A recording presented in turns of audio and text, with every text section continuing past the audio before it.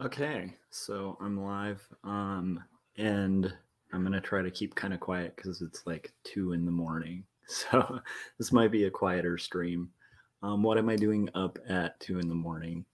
I was absolutely exhausted um, the yesterday, so I kind of was gonna take a little nap, and then that ended up being a much longer nap. But I still have a page I have to get done. So my hope is to uh, live stream a little bit while I work on the next set of roughs for my second book, um, the sequel to Two Stories, which will be Two Stories Book Two. And so, if you're new to this stream, I'm Joshua Kemble. I'm a freelance illustrator, cartoonist, graphic designer, full time art director, and I've been at the game of illustration and cartooning for about gosh, what moving moving far past 15 years. I've been saying 15 years for quite a few years. But I've been at this game for a while. But um on top of my full-time job doing art direction, I also make comic books and graphic novels. And my first finished graphic novel that was published came out last month. It's called Two Stories, Book One, and it's a book about faith and mental illness. um, that basically it's a confessional graphic memoir that grapples with questions of faith, mental illness, depravity, and ultimately redemption in a fallen world. That's what it says on the back copy. So anyhow, pick one of these up from Amazon if you are interested and want to check out the first book so you know what I'm working on these streams, which is the second. My hope is to get it done in a more reasonable amount of time than the first. And so right now I'm going through the process of thumbnailing pages with fairly tight thumbnails in with the thought that the better the thumbnails, the better the back planning, the better it'll be in the long run. Okay, intro and stuff out of the way. If you haven't yet to and you want to know when these streams are about to go live, because sometimes it's at 2 in the morning. Sometimes it's going to be at like, mid afternoon. Probably not often in the afternoon because I usually work during the day on weekdays. But anyhow, it can come on at any time. So if you haven't yet subscribed to my channel, and yeah, all those plugs and stuff are out of the way. Now let's get into the page. So I have yesterday I thumbnailed on page 82, and now I'm going to be working on page 83. So this is what I got finished yesterday. One thing you guys probably didn't see was right after the stream I decided to kind of go ahead and finish the last set of panels, and so that's kind of what we have here. And you can check out finished pages as I post them to my Instagram, which I believe my Instagram username is Joshua Kemble. So there you go. All right. So I'm working on these thumbnails from a script. Got my next section of the script highlighted, and like I said, some of this might be a more quiet stream more while I work. If you hop in on the chats, I doubt anyone will because it's like 2 in the morning. But if you happen to be awake working on stuff, feel free to jump on the chats, and I'm just gonna do my thing. All right. So first thing I need to do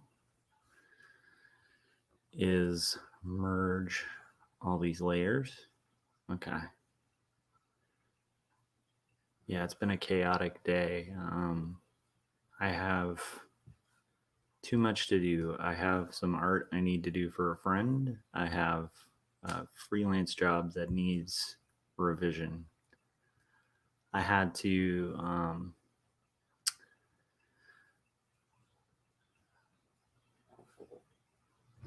a couple of people I know locally in the area are fellow believers in in Christianity, and have been horrified by a lot of the political goings on in the church. Where I think during like the by the way, on this show, I'll get political or talk really openly because it's just kind of a live stream hangout. But by some of our fellow believers who kind of supported like the administration, the previous administration, um, and how that was kind of getting like interwoven with their faith and belief. And so we decided to just kind of start our own meetup where we'd like study the Bible and ask questions and stuff like that, and like hang out together and kind of try to build each other's faith, but not, you know, prop up like a political party, which is where I feel like a lot of the local. So I live in California in the Antelope Valley, and it's very like a lot of the churches and stuff out here are very conservative, um, and not theologically conservative. Like they're very politically conservative, and they've kind of a lot of them have tied political conservatism into like their belief systems and stuff. No way. Yeah, dude. My buddy Chris is joining in the chats. What are you doing up, man? Are you working on stuff? Um, so yeah, like it's been just fascinating to see like these people who profess to like believe in a loving God, uh like support a blind political party. So we started our own thing where it's just like meeting up and having dinner and stuff, and then like going over questions we have. But how we're running it is like every week a different person in the group is supposed to bring something like a question to the group. And so it was my turn, and my big question was like this nerdy thing about the book of Genesis, and like there's all this weird stuff in there theologically, but I tend to be a person who believes in a non-literal creation of the earth or whatever. And so a lot of I mean, I do think like as a Christian, I do believe like God created the world and stuff, which is weird to say because I used to be a really avid hardcore atheist, but my mind has since been changed. Um, but anyhow, so as a believer, I find Genesis really interesting because like the first, like the thing a lot of people believe in like a literal 7-day creation thing, hedge their beliefs on is like this like first chapter of Genesis, where it's talking about like these 7 days where God created, well, 6 days where God created the earth, and then like seventh he rested, kind of thing. And for me, I find it really interesting because like there's light before you have like, so if you look at the order of the days, there's like light before you have a sun, and they're calling those days. And I find that really fascinating just as a believer. You guys, by the way, I'm I'm just rambling about my day. But so there's this guy that I really like that's a theologian named John Lennox, and it sounds like Lennon but with an X at the end. And he wrote a book called The 7 Days That Divide the World that kind of gets heavy into like that verse. This is a fun part about like the thing that's kind of neat about believing in a faith, I guess, is that there's a lot to it that's like less black and white than a lot of people think. And there's a lot of creativity that goes into kind of trying to figure out like intention and meaning in verses and stuff like that. But anyhow, so it was my turn. I brought that up. Like, what is the light without the sun? Like, how do you have a day without the sun? And then does that allow a little ambiguity for a like less literal like days processing and creation. So I mean, anyhow, because to me also, even though I believe in Jesus and I believe in God and all that, I also believe evolution is like scientifically pretty likely to be the way things came to be, because there's just so much evidence for it. And then also things like the fact that like the RNA that they're basing the COVID vaccine on, like they wouldn't have found RNA, right, if there hadn't been like a need to find like self-replicating molecules and stuff. Boom. Yeah, I know. Anyhow, it's on my mind because it was my turn this week to like bring a question to the group, and that was my question. So I just get really heady on that stuff. So I had to do that really quick after I woke up, which was at like 1 a.m. Oh, dude, playing with After Effects. Cool, Chris. After Effects is a good program. So yeah, so I had to like get heavy into that and then send out like a text thread for everybody to think about, and then we can discuss it. And then my goal for that conversation is going to be kind of quiet and just listen to what other people have to say, because that's actually a weakness of mine. Like, I tend to think this might be something to do with autism, because my son is autistic, and I, through that process of going through like all the different symptoms and stuff of autism, I've started realizing as an adult, like I think I'm pretty high functioning autist, not artist, although I am an artist too. But I tick off a lot of the boxes. But some, like, I don't know. I've never really been like gotten that officially diagnosed. But I definitely think it's possible, because I tend to interrupt people. I tend to get really obsessed with like one topic, and it's been interesting. So anyhow, as part of that, like, and as part of like being kind of a grown adult, I want to try to do a better job at like listening to people and listening to what they think, and like feeling less of a need to interject myself. And that's something I need to really consciously fight, because when I get interested in a conversation, I just my tendency is to like jump in and like interrupt, and then like I don't learn much if I do that. So anyhow, that's something that I was thinking about. And then I have a client that got back to me with revisions, so I have to do that at some point on Saturday, and then I have to do art for a friend, and I probably already mentioned that. So anyhow, I'm going to get into this page. Oh, this is actually going to be pretty cool, because this whole next section, so I've been stuck in a room, metaphorically. The last like 4 pages or 5 pages that I've had a thumbnail were all during a phone conversation, so the location couldn't change much. And then because of the nature of the storytelling and the need at that moment, like there wasn't a lot of freedom with the way that it could be paneled or told. And this sequence coming up finally exits that room, and then it allows me to get into some more fun things. So actually, this, I think I'm going to get a little more creative.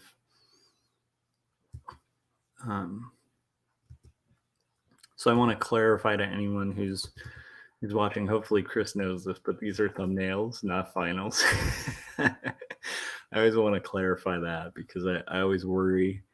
I tend to post my entire process pretty transparently, and sometimes I worry that people are going to come across my work and see these like thumbnails and think they're finished work. So what are you messing around on in After Effects, Chris? And then also, why are you messing around on After Effects at like 2 a.m? I'm curious. I bet Chris is working on something cool. Also, for anybody watching this after the fact, Chris Kawagua has shown up to a lot of these, but good friend of mine and really talented illustrator. I recommend check out his website. Oh, no way. Dude, what's up? All right. We got two folks in the chats. I'm loving it. Um yeah, so anyhow, kind of curious what are you working on, man? Crimson Owl Comics has joined us. They have a YouTube channel where they talk about horror comics, I believe. Am I wrong? um, let's see here. And then we got Boogs Bags, Kia Ora from NZ. I think is NZ for New Zealand. Welcome. I'm also streaming live to Twitch, so this is like I think my third stream on Twitch. How's it going? Yeah, there we go. Boom. I'm glad I was right about that. Okay, so Crimson Owl Comics. I wanted to make sure I wasn't off about that, but they have a YouTube show where they talk heavily into like about horror comics and kind of review them and stuff. And we actually had them on our show Artcasters to talk about it and stuff. And like they're really cool people. And they also did a really good little breakdown of like Scott, my friend Scott Strickland's Young and the Dead comic. I love that, Chris. I love you're working on an X-Wing targeting computer UI animation. That's amazing. Another little factoid about my buddy Chris is he's a super heavy Star Wars nerd. And so, yeah, so there's that. All right, and then Boogs Boggs, yep, New Zealand. I wish I could draw, but have to resort to other talents. Yeah, I don't know. Chris, Crimson Owl Comics. I bet you guys could chime in on that. But what I will say about that is hardly any of us know how to draw at first. You just have to practice a lot and then show up. And then like things like what I'm going to be doing tonight, where I'm doing thumbnails, help kind of come up with better quality work later on. So that's kind of the trick to making good art. So here we go. So I'm going to write the next sentence. But welcome, Boogs. What other talents do you rely on than drawing? I'm kind of curious. And how are things in New Zealand with like COVID and everything? Is it as bad as it is in California, where like everything's locked down and it's just like spreading through the state like a crazy fury? I'm kind of curious. Okay, so I'm gonna write this sentence now. I am excited about this layout, though.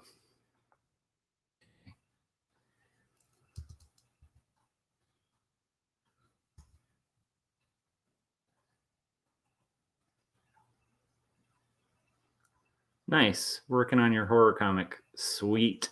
I'm excited about it. Horror comics are awesome. I love EC horror comics a lot. Also, Charles Burns is one of my favorite cartoonists, and actually, like, he's the reason I learned how to do feathering when it comes to traditional inking. And yeah, like Black Holes is like to me one of the best horror comics ever made. But anyhow, point being, I love horror in comics. It's like a good marriage. I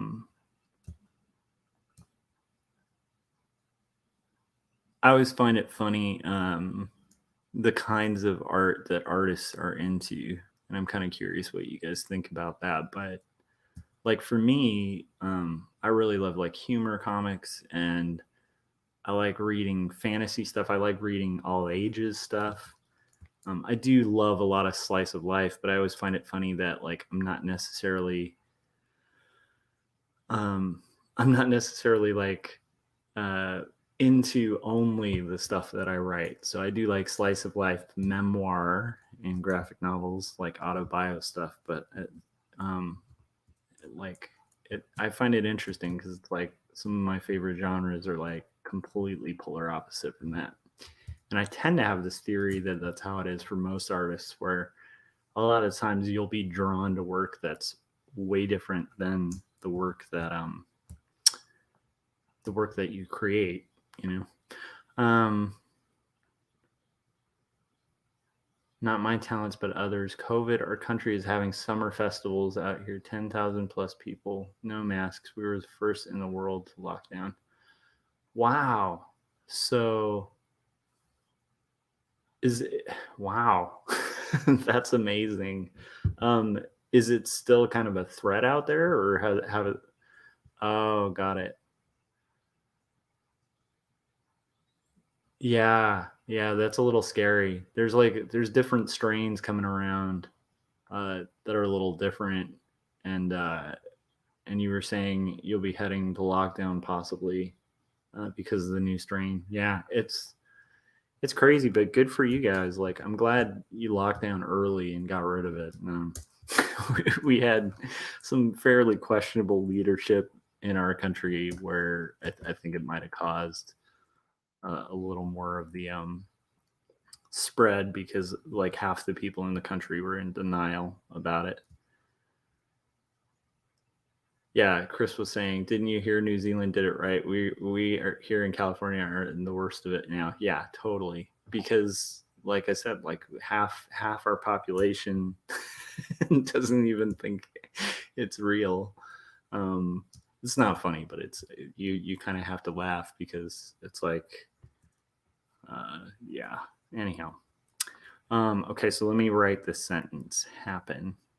But I'm glad to hear New Zealand's doing okay.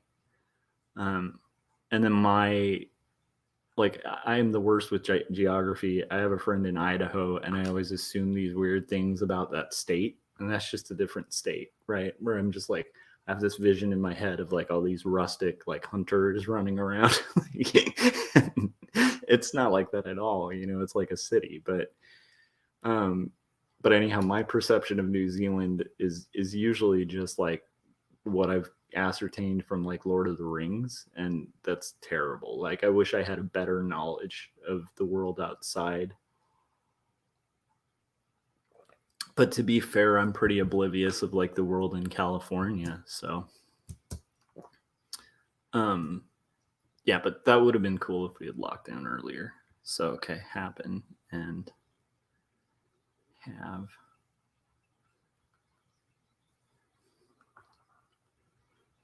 Once I get this sentence written down, I'll be able to chat a little more. I just have to actually focus and get that part.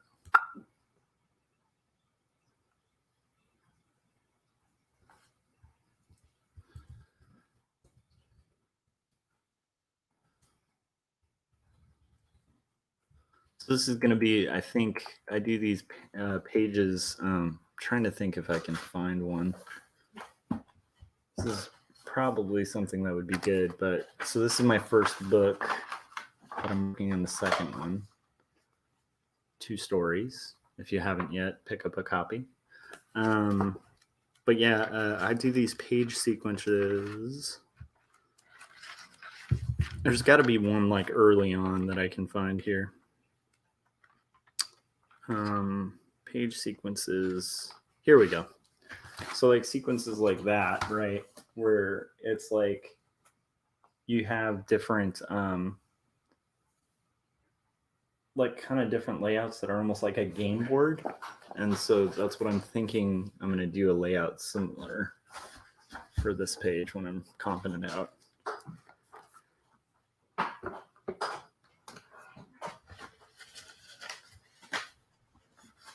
Yeah. That's a good point. Yeah, same here. Yeah, Chris was saying his impressions of New Zealand come from Peter Jackson and Taika Waititi films, and I'm like, I'm totally there. But it would be lovely to visit. It looks like such a cool, beautiful country.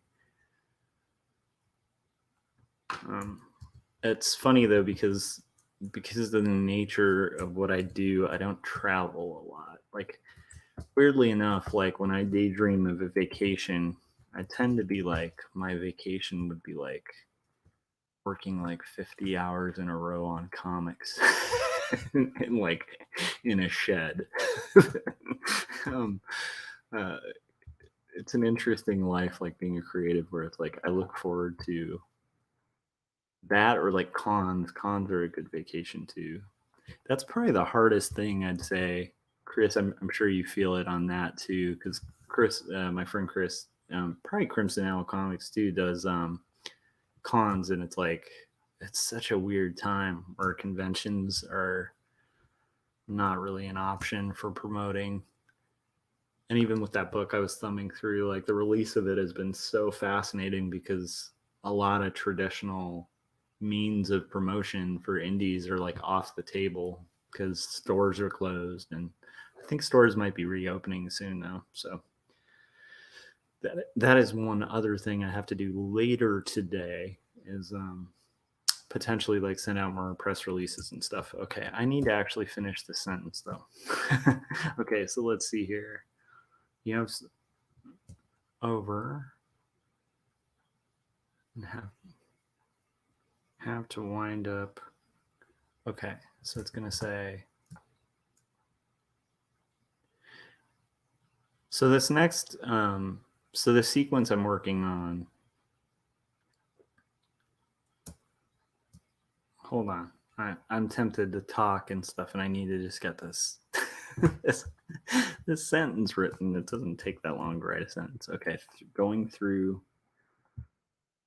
a story. And keep in mind, these are thumbnails, so I'm just noodling in, trying to block out the type and figure out over. I can't believe that I actually have some fellow creatives up so late.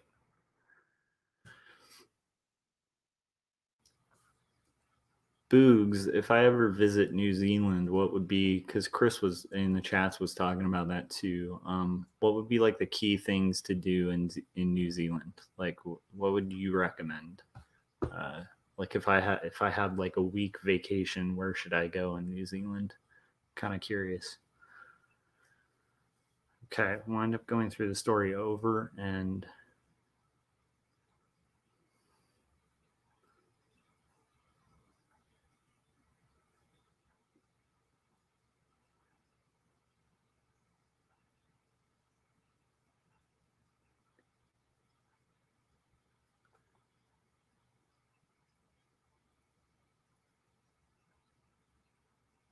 great. Okay, this is gonna have to be taller. Well, maybe I can just decrease because this is pretty large. Like it's not gonna be that large in the end. Okay. Yep, that'll do it.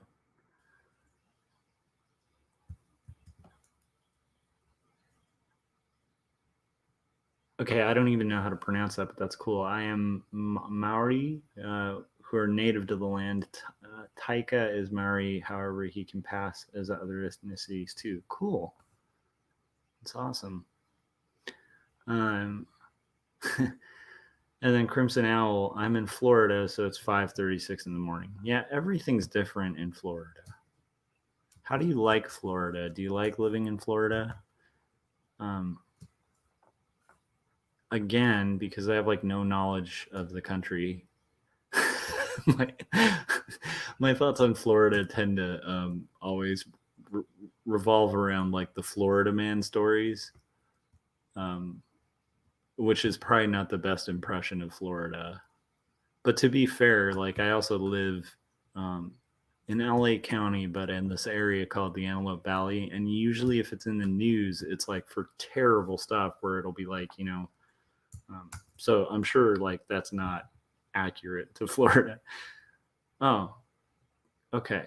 Go to Rotorua and have a Maori experience. Traditional welcome food cooked in the ground. Oh, that sounds awesome. That's cool. And then it's 11:45. Nice. Well, I am in California and it is 2:30 in the morning.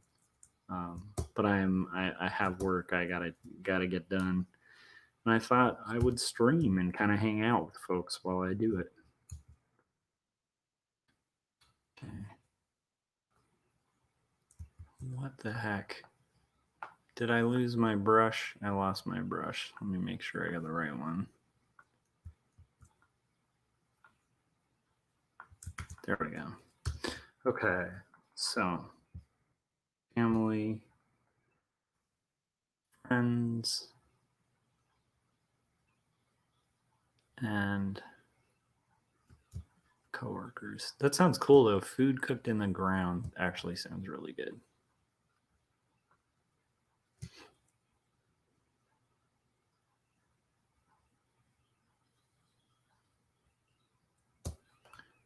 Family, friends, and Oh, that's not good. So my buddy Chris probably knows what's wrong with that. I mention that on almost every stream, but you don't want to have type that is like orphaned as one sentence. Um, and I'm sure like when he saw that, he was like, oh. So I'm gonna have to kind of rework it so I can get rid of that. It's funny the little nitpicky things that graphic design makes you uh, aware of. It's also been like 30 minutes and I've been working on a sentence, but I've been enjoying what's going on in the chats. Come on. Here we go.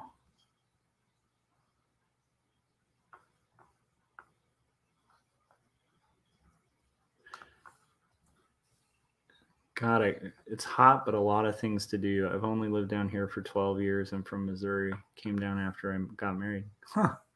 I I don't know if I could do Florida heat. Like I live in a desert area. It's like the Mojave Desert, but I live in like Lancaster, California. It's close to.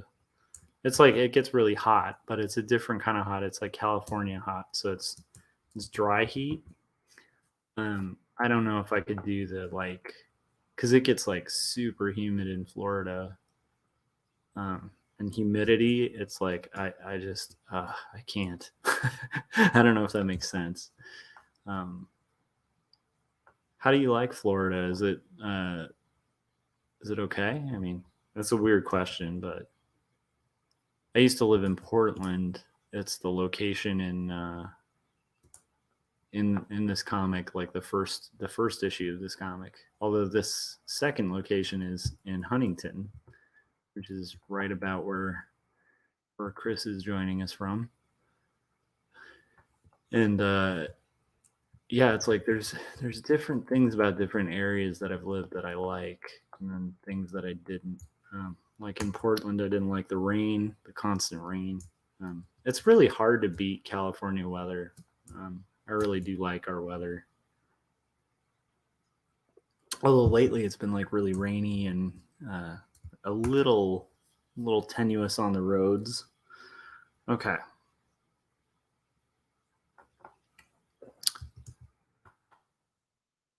Oh, this is where I'm silly. Okay. So I'm actually going to have that. Okay. This is why thumbnails are great because you can kind of work it out. So, okay. I'm going to actually have it be. These are previous panels from other pages. And so that's one of the things I do when I'm working sequentially is try to kind of keep those pulled up so I have quick reference. And the downside of like thumbnailing, although it's really cool, is like you're kind of thinking through things. And so a lot of it is brain power to try to kind of figure it out. So I think I'm going to have okay, I'm going to have like these 3 sequences of that sentence. But I should paste this down. So, okay, there we go. Okay. And then I want this for just that line. Okay, that's all I needed. Okay.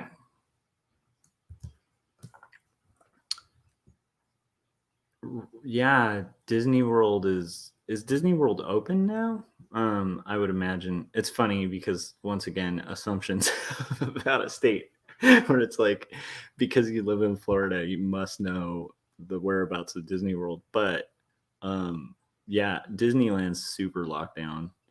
Um it's definitely a happening state. Um I just, like I said, because of the news, and it's probably the worst impression, but it's like I always imagine it just being like full of like insane people, which which is funny because living in California, I'm sure the news from LA and California doesn't shine the best light on LA either. So it is funny the impressions we all get from those things. Okay, I'm gonna just get less noodly and less like structury and just kind of have this be okay. Here's what I'll do. Okay, this is gonna say four. Oh, okay, and then I'm gonna have it do. Now I'm trying to think. Okay,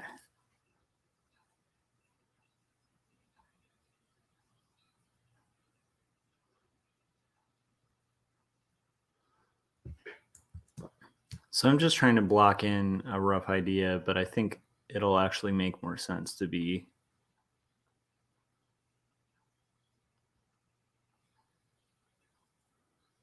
a little looser with this thumb.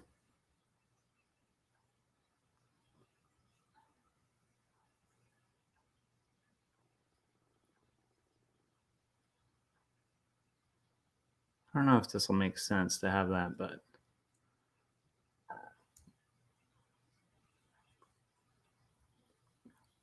okay, I think this will work. Just gonna thumbnail very loosely.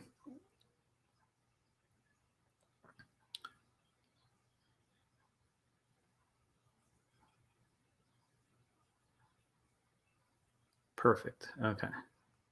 So these are going to be uh like I said with the sequence I've been working on before. I had oh my gosh, that arm.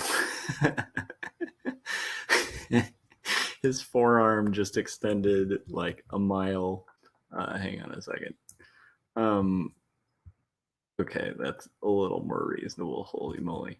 Um Yeah, so I'm gonna have this sequence is gonna be basically these different words like police, family, friends, and coworkers, just to kind of reiterate, because one of the most frustrating things when you've gone through a tragic event or like you're a victim of violent crime or anything like that is like and anyone who's had like someone close to them pass away or anything like that, like not to get dark. Sorry, the comic topics are is about faith and mental illness, and like the second book deals pretty heavily with like being a victim of violent crime and some like really dark stuff. So forgive the topic, but anyhow, like if you've ever lost anyone or been through like a tragedy or had something crazy happen, it's like one of the most difficult things about it. Although you appreciate people like wanting to know about it, it's like you end up in this situation where you have to tell the same story to like 50 people.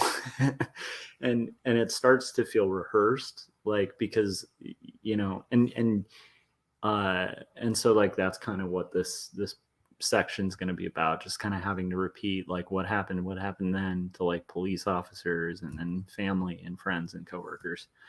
um do we got our California stereotypes? Like I say dude for sure. I also say you guys all the time, which is a total Californian thing. And I say like, so Chris, I even have like all the I have all the cliches of like a Californian because I say like a lot too. Boogs, bags, is this your usual working time? No, this is not my usual working time. My working time is generally it does go late into the night, but it's not quite this late. But it might be. But in general, I tend to like try to start work around on my comics on around like 9 p.m. Because my son, I put him to bed at like 8:30, and he's like 7, so it's hard like between when I like especially on work days, I get home by like 6:30. I work 8:30 to 5:30 as an art director, and then have like a long commute. So I get home, I hang out with my son, and then by 9 o'clock, I usually have this clear window to work on these comics. And so that's kind of what I do. Um, but yeah, if it definitely like wouldn't be bad to subscribe. I think you're seeing it through Twitch, but if you subscribe, it should give a notification whenever I'm about to go live. But on weekends, like this is a Friday, well, early early Saturday for me, so it kind of makes sense. So this is going to be a cop, and then I'm totally going to botch the uniform, but I'm just going to kind of, like I said, I want to be a little more drawy about these thumbnails. I've noticed I've been drawing like through lines and stuff, and there's no need to get all tight and like sketchy with stuff. I just need to block in. I am trying to do tighter thumbnails, but still, I was noticing my last few thumbnails were a little tighter than they need to be. So, all right, so let's see. Oh, see, cops don't have untucked shirts. What the hell am I doing? They always tuck in their shirts. That would just be really weird, right? Can you imagine that? Like, I mean, like, I never tuck in my shirts unless I'm wearing like, work clothes, like kind of ties or suits or something like that. But I rarely, if ever, tuck in my shirt. It's like a holdover from the 90s where we used to wear really baggy shirts with like, oversized pants and like, extra large shirts on like tiny people. Um,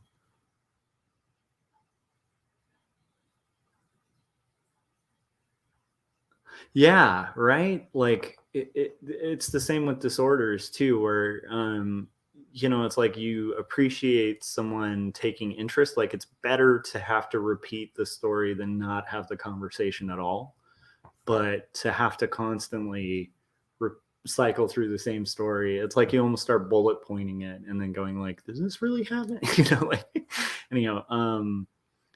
That's a great question. An art director, you are basically like, it depends on which industry. Um, I art direct graphic designers and illustrators, and so it's a totally different thing. And then even within that, there's a little bit of ambiguity and stuff like that. But basically, it's like you manage an art department that creates art assets for a company, and then you also oversee the branding and the visual identity and the look of the company, and then you also are just doing basic management tasks like making sure everybody is productive and stuff like that, working on streamlining workflows so that art assets and stuff aren't late, and then also like checking and revising and correcting art like so that it's ready to go, and then yeah, and then like honestly you're also like having to do graphic design on top of that and illustration on top of it, so it's a crazy gig. But that's kind of a rough idea of what it is. It's like, oh, and then you also have to like make sure that the goals of the company are getting executed, and sort of like the typical responsibilities of like an executive at a business or something. So that's kind of a rough view of it. Does that make sense? So I hope I explained that okay. But the funny thing is, the job is really weird, and your job, like one of the things I actually like about it is your job's like completely different every day because you're kind of the last. You have to answer for everything, so it kind of keeps it interesting because on one hand you might have like interdepartmental stuff, and then you have departmental stuff, and then you have like budgetary stuff, and like you have to fight for resources, and there's all sorts of like really weird stuff. But then like I'll also be in a position where it's like, hey, tomorrow you have to like have a drawing of the Grand Canyon done in an hour, and you're like, wait, what? Like it's just really cool and keeps you on your toes. And most importantly, allows me time to do this, which is like what I want to do uh, with my free time, because I like working on these things. Okay, so then this is going to be okay, that was a problem. So this is going to be like a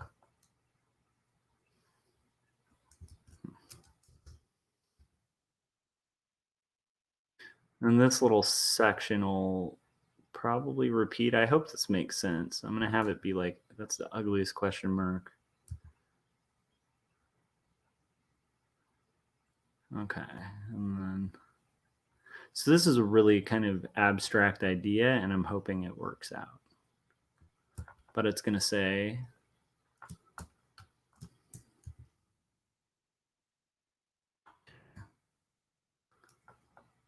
police. I need to divide this into fours too. But I like art direction. It's like interesting when you get to the point in your career as an artist where like doing the day job stuff just doesn't keep like the just designing or just illustrating it's not quite as engaging as like the other challenges. So it's like you kind of can get it to a point in illustration or design, at least I did personally, where like I kind of know the gig, so it was like less not that it's not challenging, because the art is always challenging, but it was like I kind of know how to make this stuff. And a lot of the challenges that I had as like a junior level designer or a senior level artist are like not as engaging as they used to be, because it's like I can kind of walk through it and figure out solutions. But with management and like kind of leading people, I feel like I'm learning all the time, and that's a fun thing too. I do like learning. So okay. So my hope is to kind of cycle through it. I like to do these little sequences that'll be like samples.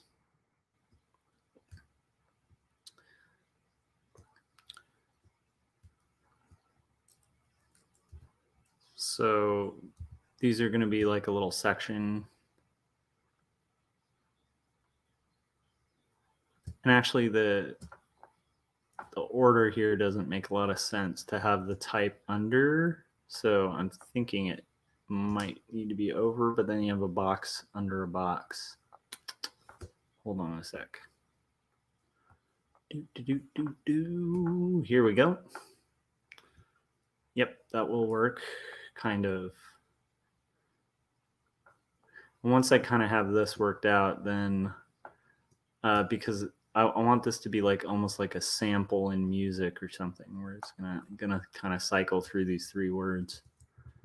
So funny that like with comics, a sentence can take hours to kind of block out and work out like what you want it to be. So that's gonna be police. Okay. I actually do think I should go back to it being below. Okay. That's also one of the reasons why like doing thumbnails and stuff like is really essential to making quality art, because you can kind of work out sequences and not be precious about it. And like another reason why I wanted to do, because this comic I ink and um,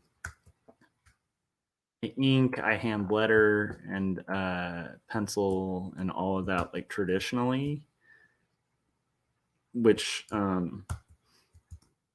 has its limitations. But I decided that for this, hold on. Oh my gosh. What is going on, Photoshop? Okay. For this, I've decided that I would do these digitally um, to kind of change it up because oh my gosh, what is going on?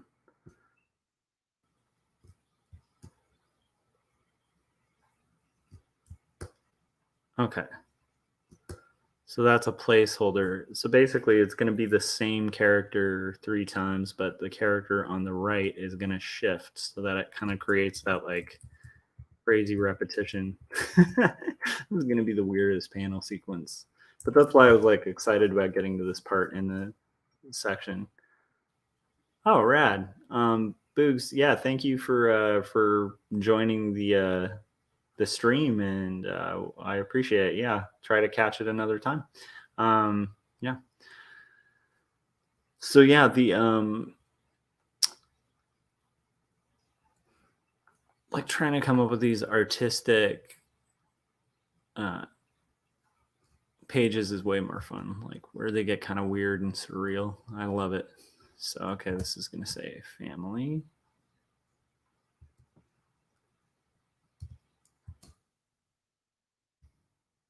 But yeah, it is kind of surreal when you go through these things and have to repeat. We're hitting close to the hour mark. And at the hour mark, I usually like to take a 30-second break, and I'm due for a coffee refill. So I might walk out for like 2 seconds on the stream after I draw this. So this should be okay. Also, gosh, what am I doing here? When you do the tail to a balloon, you want it to point to the face, preferably like the mouth. For some reason, I've done a brain tail. So if the character's like brain were talking, that would work. So Chris, now I'm really curious about this X-Wing targeting computer UI animation. Is that for fun for yourself? I'm just like, because that sounds really cool. As a kid, I used to like adore doing that. Or is that like work? I don't know. I'm curious. But as a kid, I used to like to pretend I was targeting using a targeting computer. Okay, so this one's going to be family. So I think I'll draw the mom character.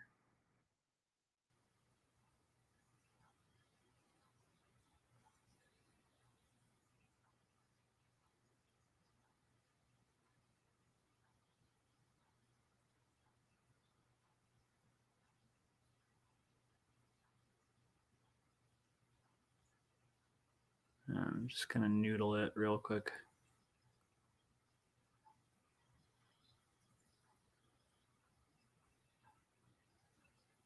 Oh my gosh. Okay.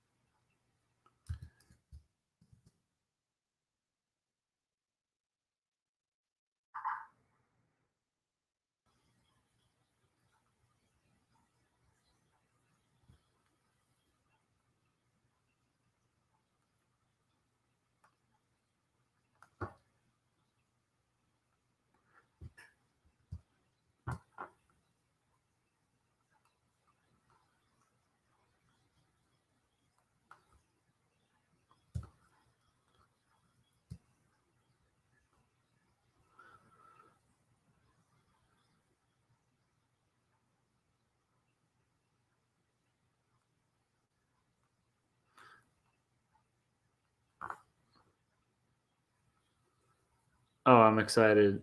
Finish this panel, then check out this link. Did you send a link? If you oh, maybe you sent it through Facebook. Yeah, for some reason StreamYard is unless you I don't know if it's blocking your link or something, but maybe Chris, like if you send me the link on unless if it works in the chat's cool. If not, it just send it in to my Facebook Messenger, and then I can check out that link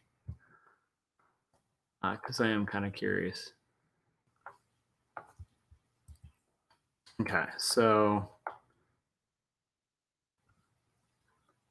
I am really curious about a targeting computer, though. That sounds really rad. Okay, so I am working this up, finishing this guy. It's gonna be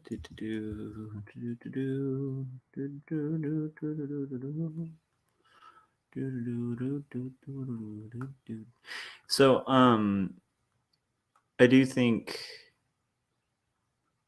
it's fun to get into panels like this, though, panel sequences that are kind of more abstract. Nice to get out of that little room scene. I don't know if you get that, Chris, like, or Crimson Owl, when you're on a section of a story that's like super important and gonna be interesting when it's read, but it's like you're stuck in like the same location for a long period of time, or like when you're storyboarding and it's like you have one location that you have to keep drawing. It's like I for me as an artist, I love sequential work, but there is a part of me that's like, do I have to draw that table again? Like, I don't know if that makes sense. So this one's gonna be friends. Okay, so I finished that panel. I do want to see what Chris is sending me, so I'm gonna look in. Oh, dude.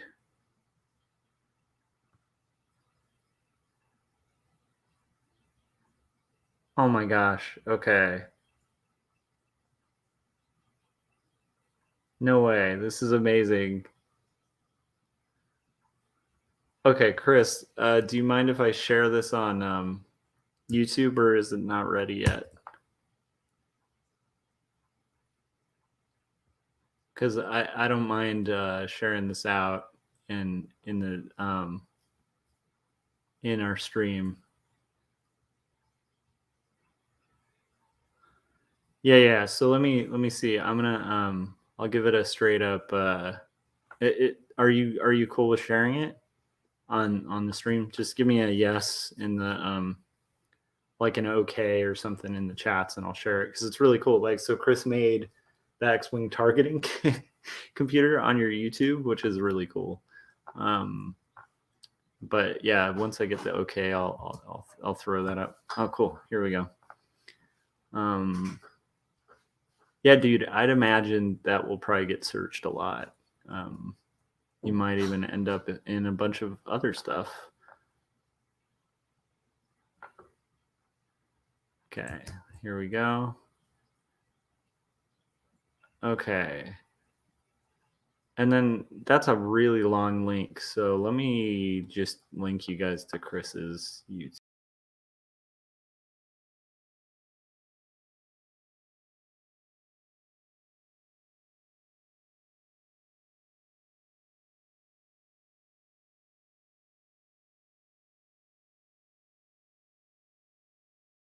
Sorry about that. I got totally booted out for a second there. I was trying to get to Chris's YouTube. So let me find that again.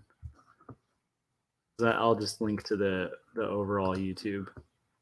And then you guys can find the targeting computer from there. So let's see here. Boom. All right. So look for Chris K on YouTube, but I'll also give you his YouTube info, and then you can check out the X-wing targeting computer yourselves. It's pretty cool. So let's see. I'll just throw it in the chats too. So that's Chris's YouTube, and then my goodness, and then I'll have the banner for his YouTube too.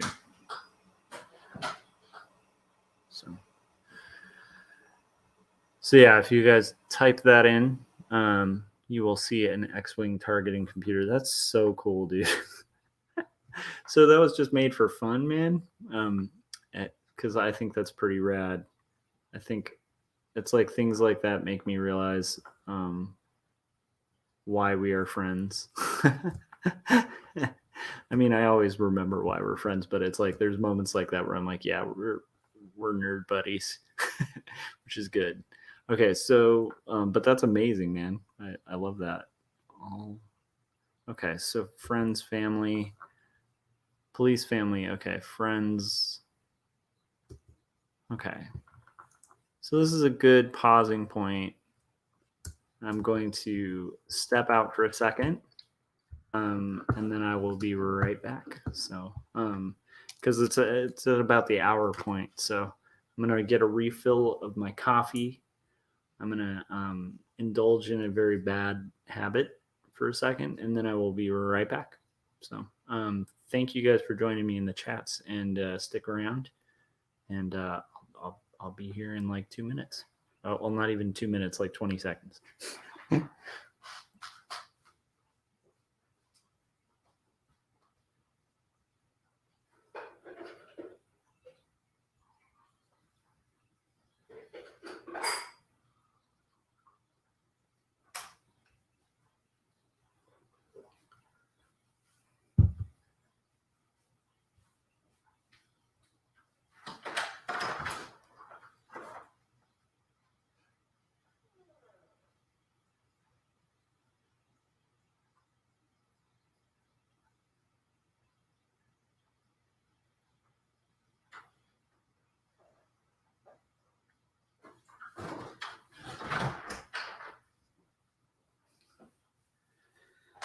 All right.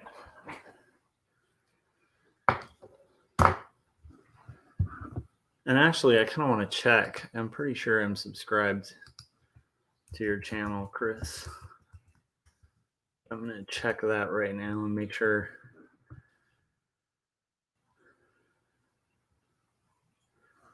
Okay, I believe I am subscribed, so that's good. Yeah, dude, that's amazing, dude. So, like, how? Yeah, I am curious. You got to tell us more about it. Like, what's the thinking? Is it just kind of like, I wonder if I can do this? Isn't After Effects just such an amazing program? I think it's really cool.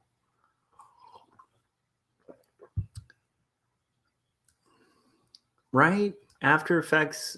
So Chris was saying, just for fun, it acted as a good way to step in After Effects. It's rather simple, but I learned some stuff trying to figure it out. Yeah, like because of Corey's, my friend Corey Kerr, and his like, he's just got like crazy cool After Effects skills. He got me really interested in it, and when I delved into it,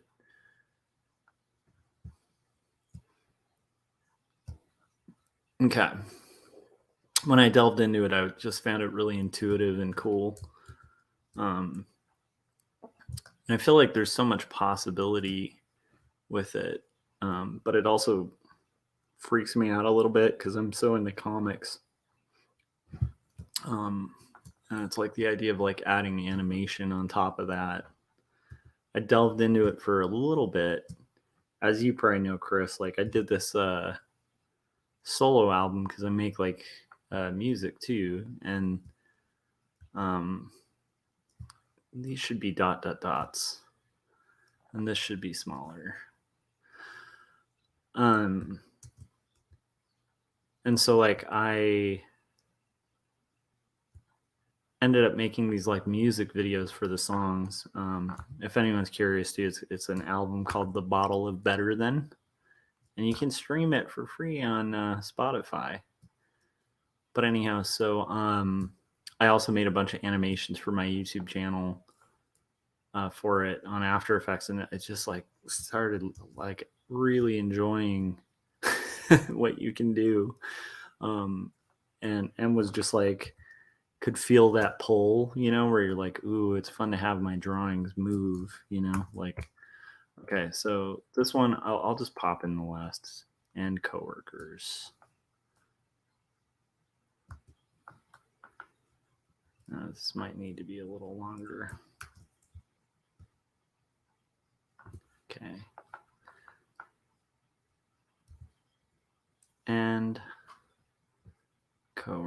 shoulders. Yeah, like anyhow, one of the things that it almost scared me because it's like I already got the bug for making comics, and the bug for making animation is I can definitely feel that. It's pretty cool. Chris, I'd be stoked to see those like more After Effects animations from you, dude. That'd be amazing. Okay, so let's see here. The next is have to wind up going through the story over. Okay, and then this one's going to be Friends. So for Friends, I think I'll maybe try to draw my friend Brandon. Obviously, for the final, because he's a character at this point in the story. For the final, he's way taller than me though, so I'll probably end up.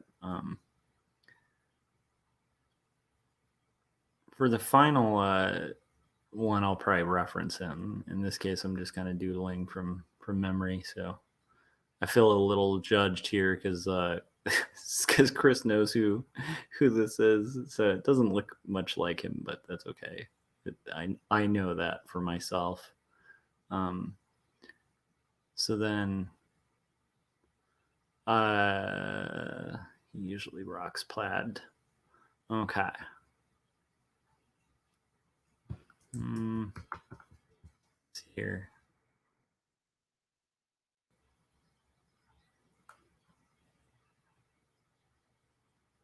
Okay. Whoa, what is going on with that arm? Let's try higher shoulders. Okay. Higher shoulders. Okay.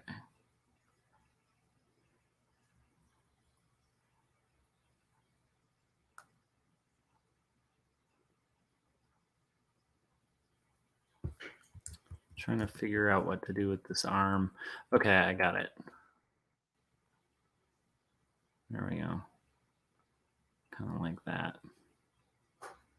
Don't know why that arm was giving me so much weirdness. Chris was telling me you better get Brandon right. I didn't, but I'll get him right in the final, obviously. Why am I? You know what? I was gonna have his arm on his hip, and then I realized like actually that doesn't make sense because this is supposed to be almost like um, the whole purpose of this is to have it be like a sample in a song or something. So it just wouldn't make a lot of sense. Okay, here we go.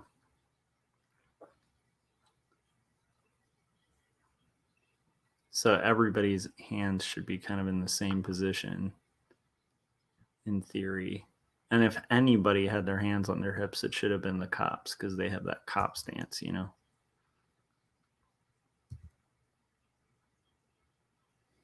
Okay, there we go.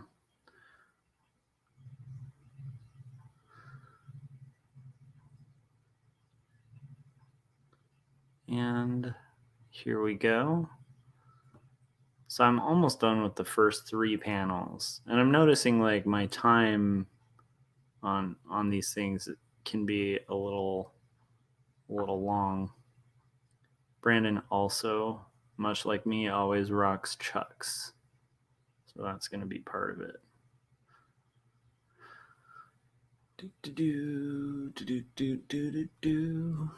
So, we are almost there.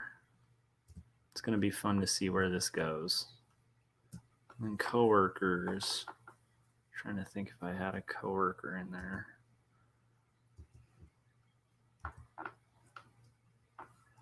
Let's see here.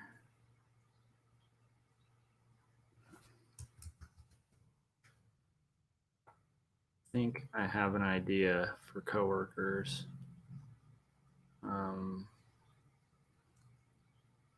There we go.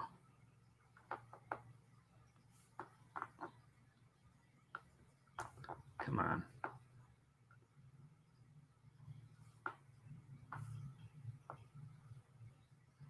have a rough idea for a coworker in a second.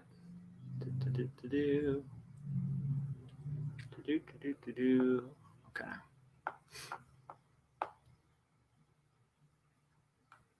So let's see here. Okay.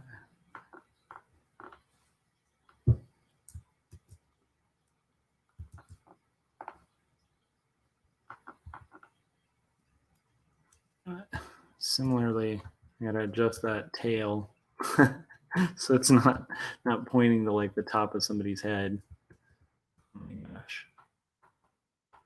Capacity went down. All right. Let's see here. Did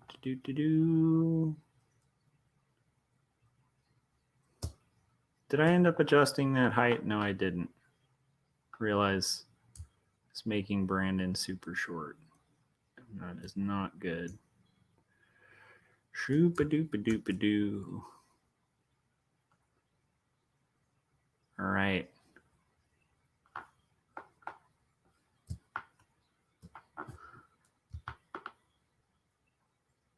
All right. So here we go. Okay.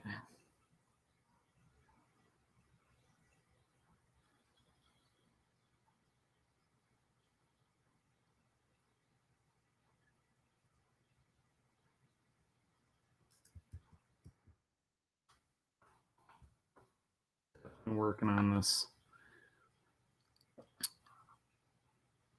Getting it going.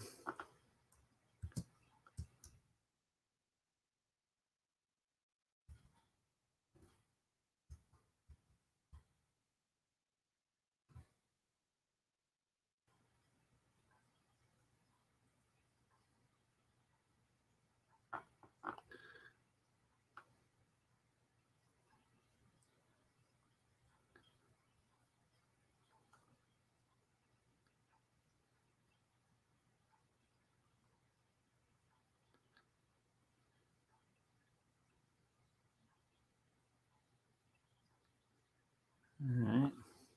Let's see here.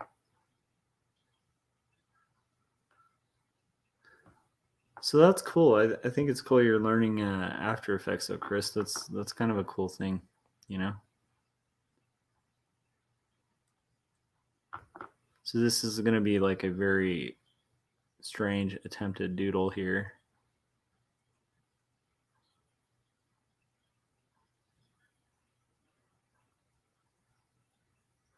And I'm thinking, okay.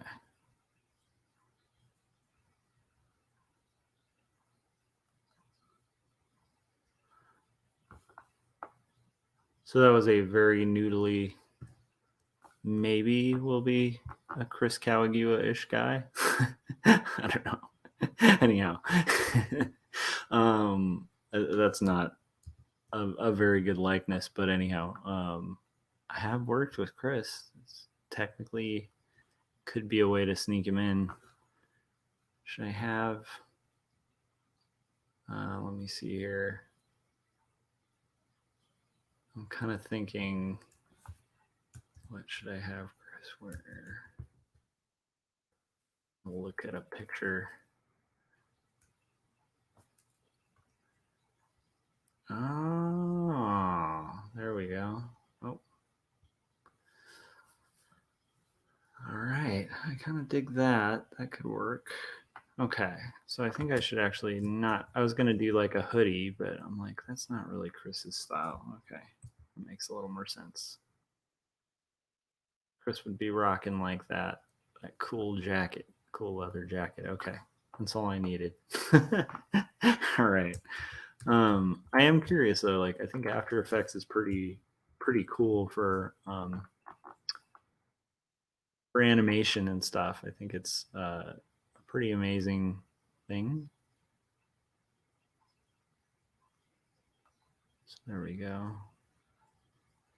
It's funny though. I'll have to look at this more carefully because it's starting to look a little bit like the jacket from like the Bad music video, which is not something that Chris would rock. there is a cool leather jacket. It's just way more stylish than that. So, all right. Thumb's a little too low. That's okay. We're just going loose here. I have to kind of remind myself when I'm doing thumbs, especially on this, that these are supposed to be kind of quick, even when they're tight. So.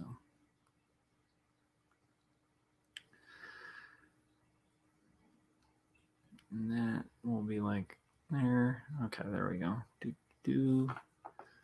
I made him huge.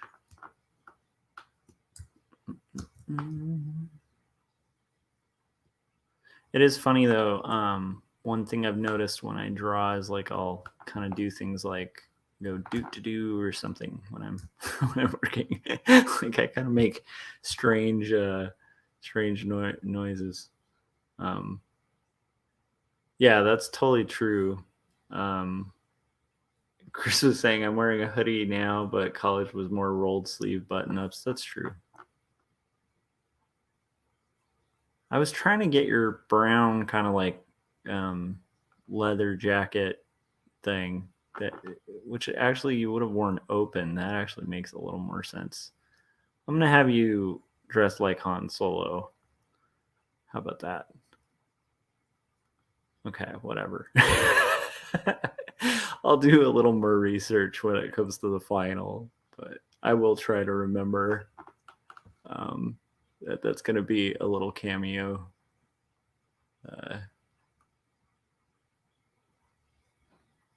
I don't think we were coworkers in college, though.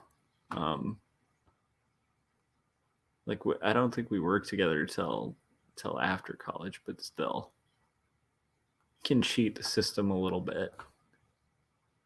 Some flexibility. It's funny, actually. I realize I've made you have a giant head, which is not accurate. Don't worry, these are thumbnails. And also, I've put you in what looks like a Back to the Future Marty McFly outfit, which would actually be pretty rad. But I've already kind of had some Back to the Future stuff.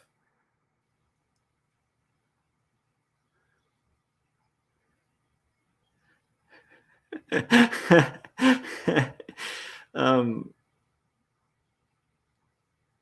I like this memoir with me and Han Solo close. Yeah, I'll probably put you in like a more believable outfit when it comes to the final. So the other thing is, even if I have floating things like this, I like to kind of seed it with a little bit. You know what? Should have it be more of a. I do like to have like a semblance of a cast shadow. In this case, it's not going to be much of a cast shadow, like almost like an overhead light, but it like seats the figures better than just having like.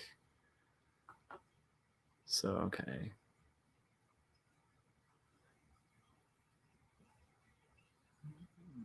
Like.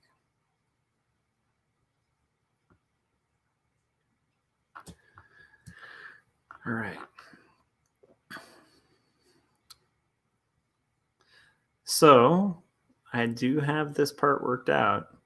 It is funny though. I've mentioned this on other streams too. It's like I wish I were a quicker artist when it comes to thumbnails and like quick sketches, but I work fairly. It just takes me a long time, and that is okay. All right. So I actually do need to get that refill of coffee. It's funny, I got so interested in just kind of finishing this little sequence. So right now I have the first top sequence. I do kind of think I need to clarify that that's a that's not a bad start. I hope that makes sense. So something traumatic happened and I have to wind up going through the story over and over for. Huh. Now I am questioning again. Okay, let me save this, and then I'm going to check out what it looks like with those up top again. Because I feel like the flow of reading it, it just, it's a little confusing. It might be the word bubbles. But let's find out. How about this?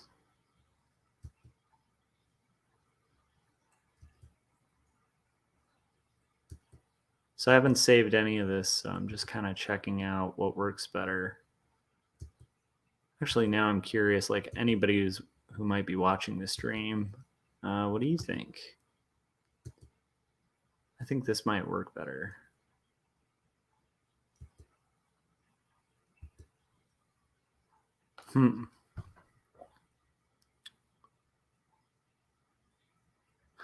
Now I'm trying to kind of decide. I just don't tend to like panels under panels.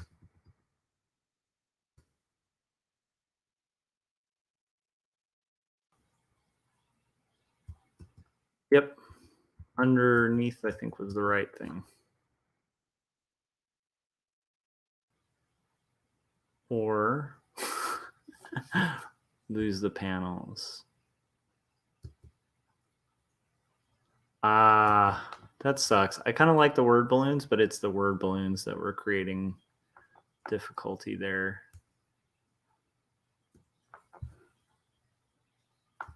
Yep.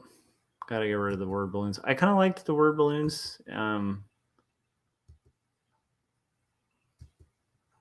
but it's pretty obvious without it.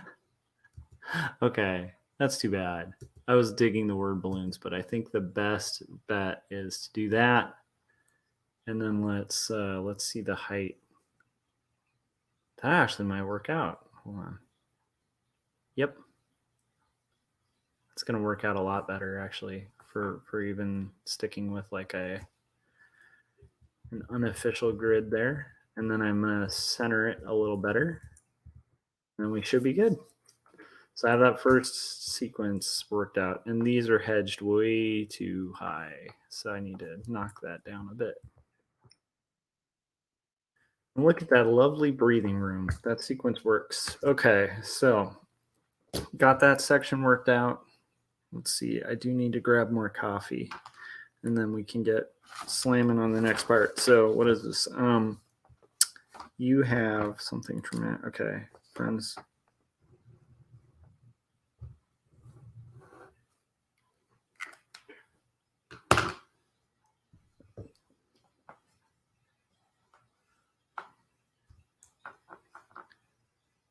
Okay. Ooh. All right, I'm gonna do some fun stuff with the design here.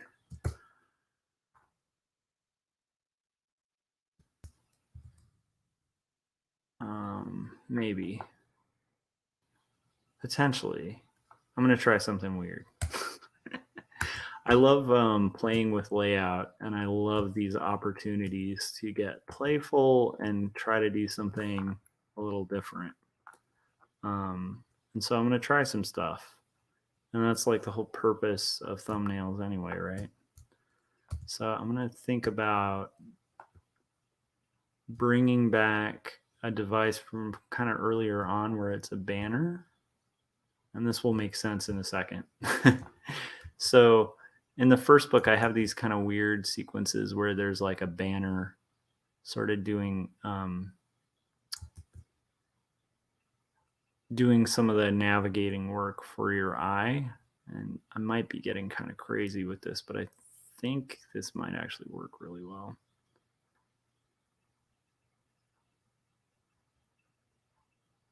And this will be a good device to flow with the rest of the page. And what made me think of it was that I was realizing like the text underneath this might look a little awkward and weird. And this will possibly unify it. We'll find out.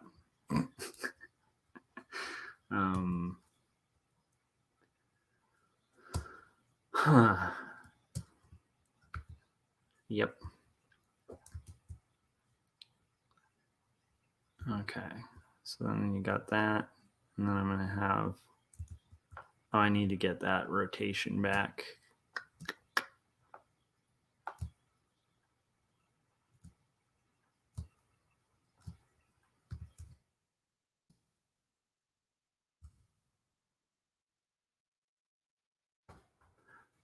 So like one of the funnest parts about thumbnails is like, hey, we got all these opportunities to do creative stuff in comics.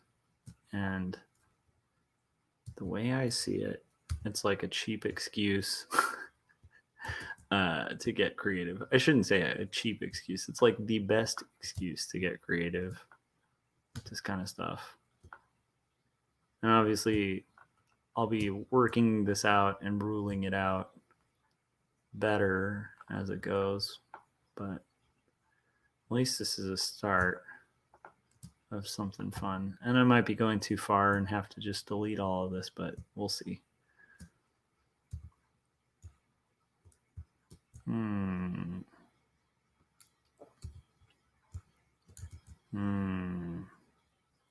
All right, there we go. I love it.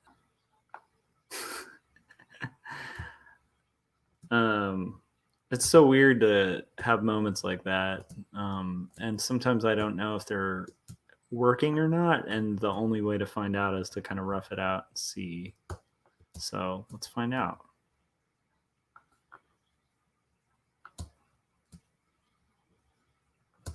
Let's try some Marvel stuff.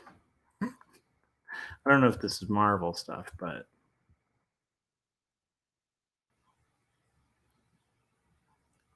I also feel like this thread could be a little shorter, even though technically it would be about that thick.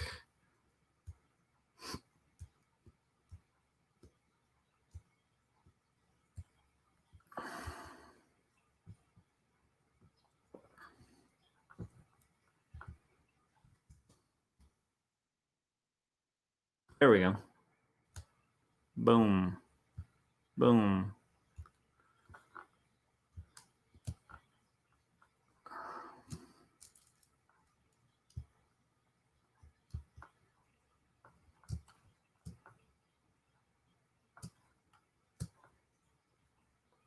I don't know. Thinking out loud here, but I'm kind of thinking this might be a good route.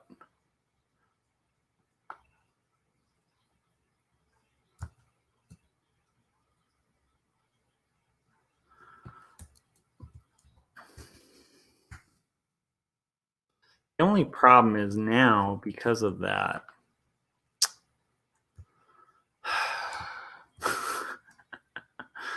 I'm thinking because of that now, it might be better to have, okay. I mean, it's a good device, but now I have a whole new design issue based on that.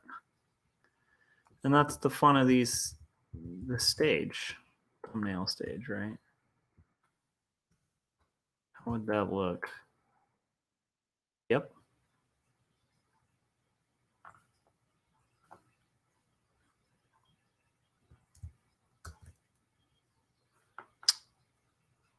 This is the weirdest thing, and bear with me. This will all make sense. I think.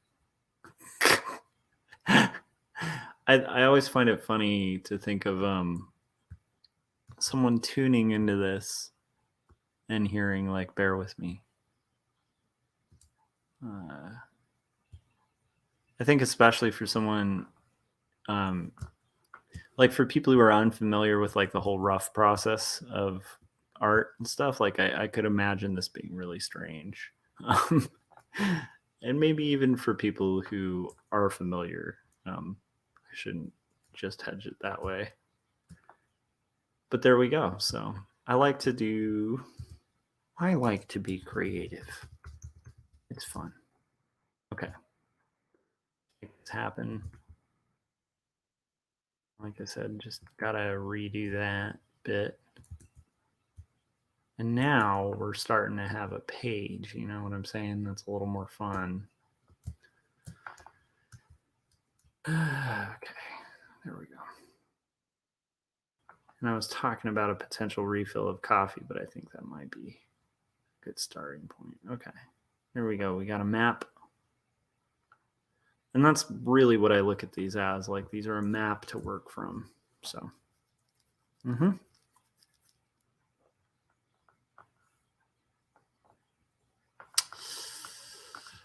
Do I have to do this a little bit better? Yes.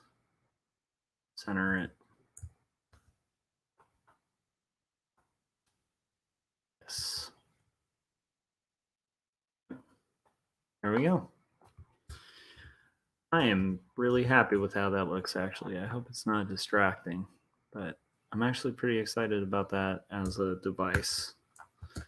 The one thing that'll pull it a little better would be to have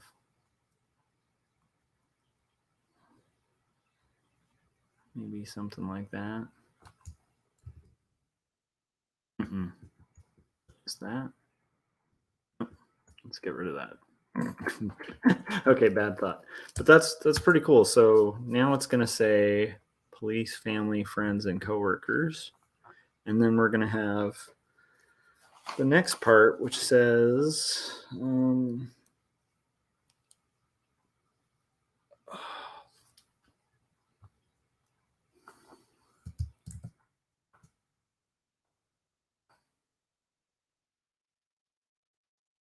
I'm going to draw a little guide here. Oh my goodness. I got to fix my template to get rid of some of these pre-existing guides.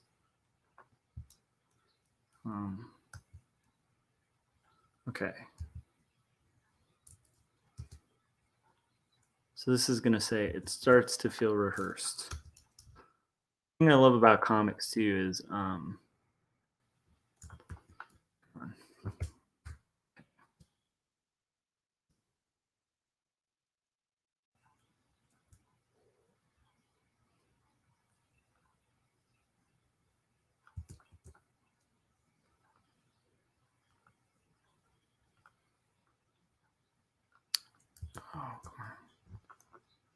you know what?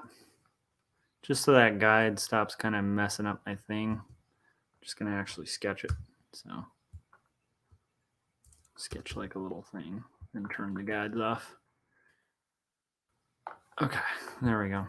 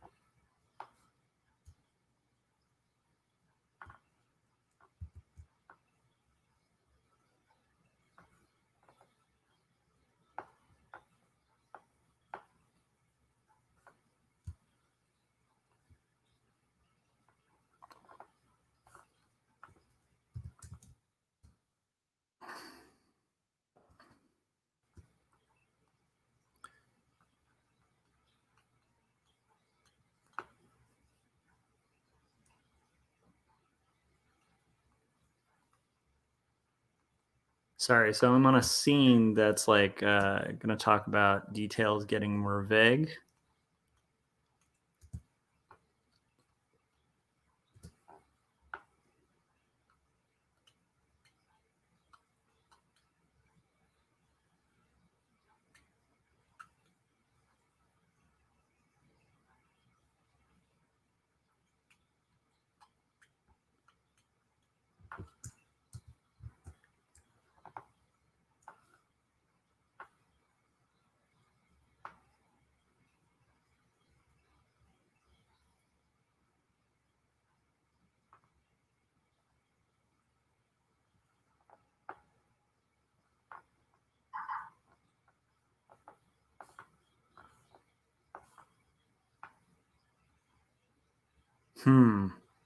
Trying to think about placement with this too.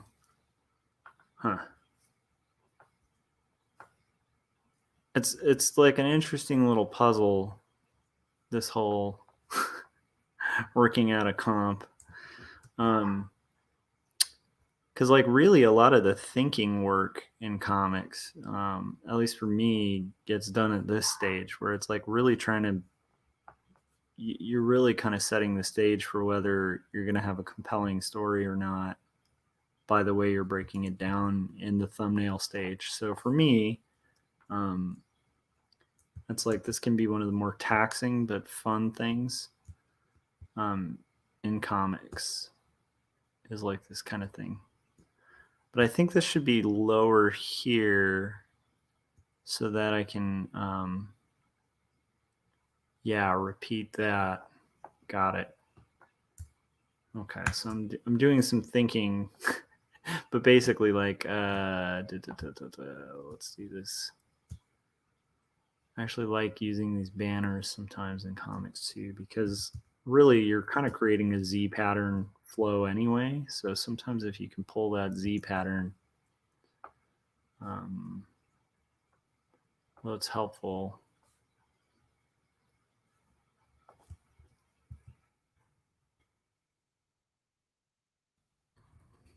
I'll just move that down where I don't need it. Make sure I'm lining up. Not quite lining up. Okay. There we go. And I'm gonna, woohoo! There we go. Might have some necessary stuff here, like some overlap. There we go.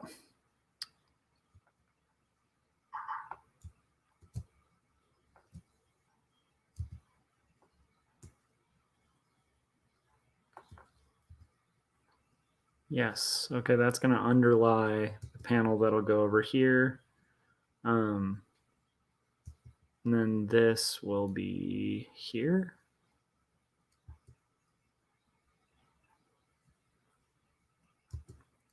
Yep. It's crazy paneling nonsense. But this is the stuff that makes comics fun, you know, I think. It's like trying to kind of figure out interesting ways, especially when you have the opportunity in a sequence. So, oh, that wasn't good. And these things I'll also work out much more tightly when it comes to like laying out final type and all that. But at least this is a map that should kind of keep it interesting. Okay. Refill a coffee. Be right back. I think I'm going to power through this page because I think it can be a pretty cool page. And I appreciate all those of you who are tuning in to kind of check this out. We're at about an hour and 40 minutes so far, and I think maybe this will be done in about an hour longer. So it's not too bad for working out a thumbnail. All right. I will see you guys in about 1 second. So I'm going to go get a coffee refill because it is like 4 in the morning. All right.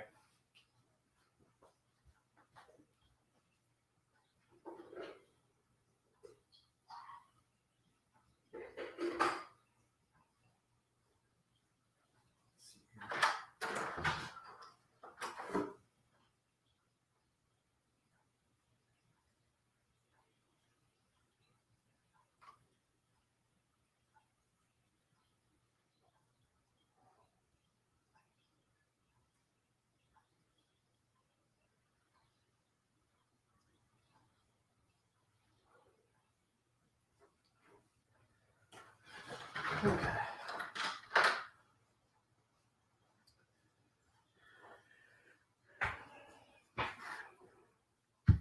All right. So this next sequence, I think I'm going to try to do a face that's fading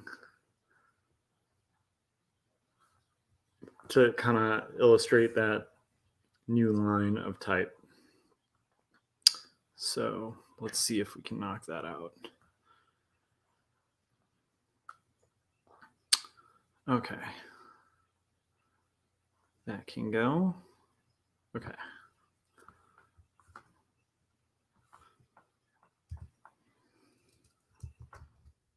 This might be like, why is my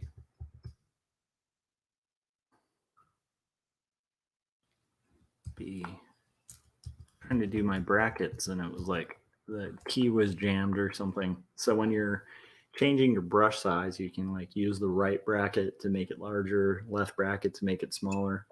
And I just found this, it got stuck. Also, I am a nerd, and this is my Ood, friend of the Ood. Anybody is into Doctor Who might recognize that. Okay. That's good coffee. All right, so here we go. I have like a face. And then the neat thing is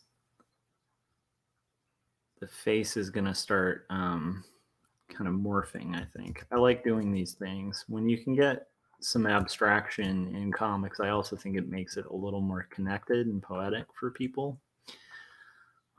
So, yeah. And once again, I'm not going to be doing, I shouldn't be doing like structural sketches because these are just thumbnails.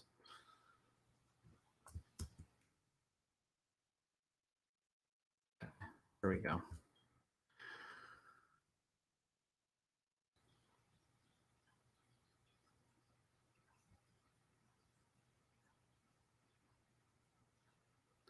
So just gonna doodle real quick. This the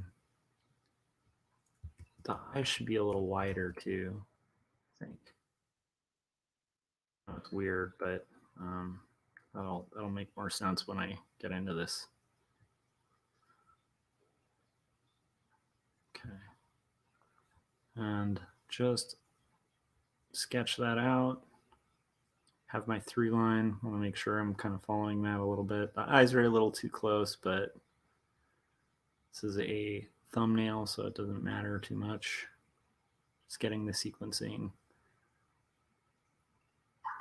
Okay, so I'm going to have this face, and then I think I'm going to have it melt back into the character from the first book. So anybody who's read 2 stories, you'll know it alternates between styles. And there are 2 versions of my character. One is like childhood Josh, and then the other is, let's see here.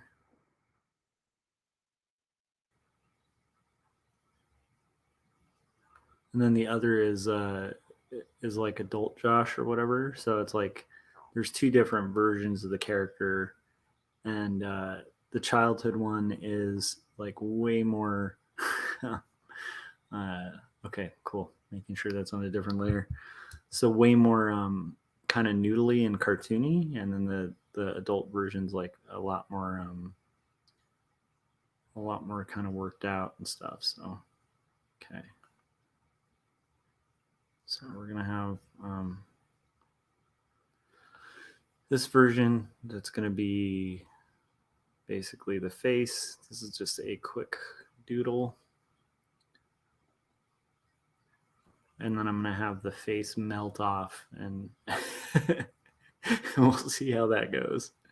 I don't know if it's a 4 a.m. thinking for that. I did a little face melting sequence in the first comic with it was kind of a transition from the childhood sequence to like these more kind of serious adult panels. And having a little callback is not a bad idea, I think, at this point for it. So I also don't like the eyeballs looking straight, so I'm going to have it more. Let's see here. I've got it. Maybe more droopy eyes. I'm going to move those eyeballs up. Here we go.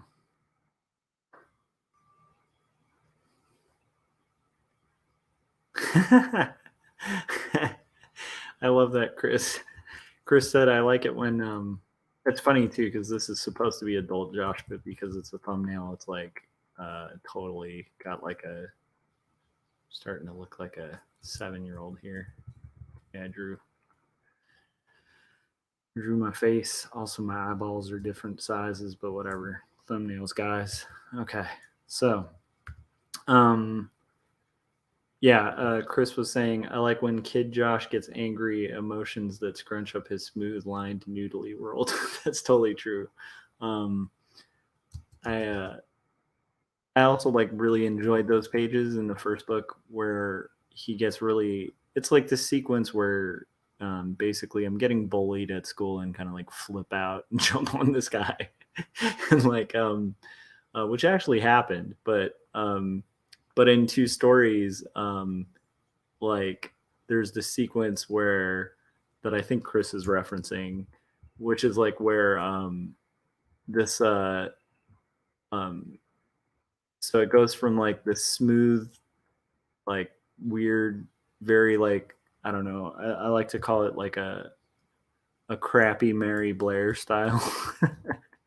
It's like Mary Blair but worse than her art. But anyhow, it's like this weird noodly kind of Sunday morning cartoon kind of style.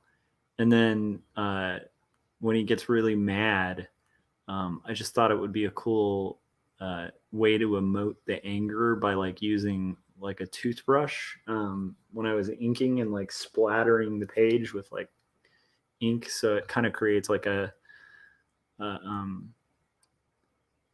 like angry kind of feel to it, and like those were super fun to ink.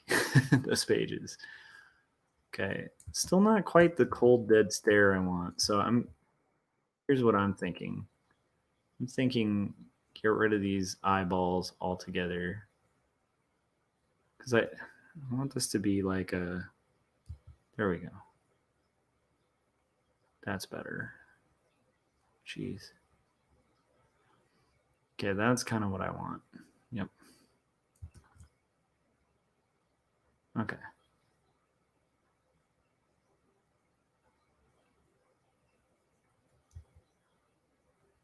Yep. Okay, this is just giving me indications of the expressions I'm going to need. Okay, cool. So now let's move these over. Whoop. I also don't like that either.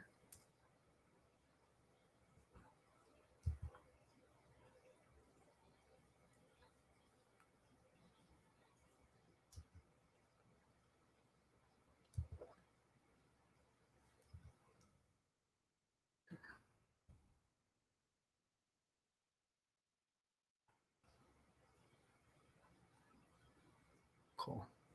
Okay, that's better. Okay. For the expression, I think that's important. And then the fun bits are going to be having this like melt off and become something else.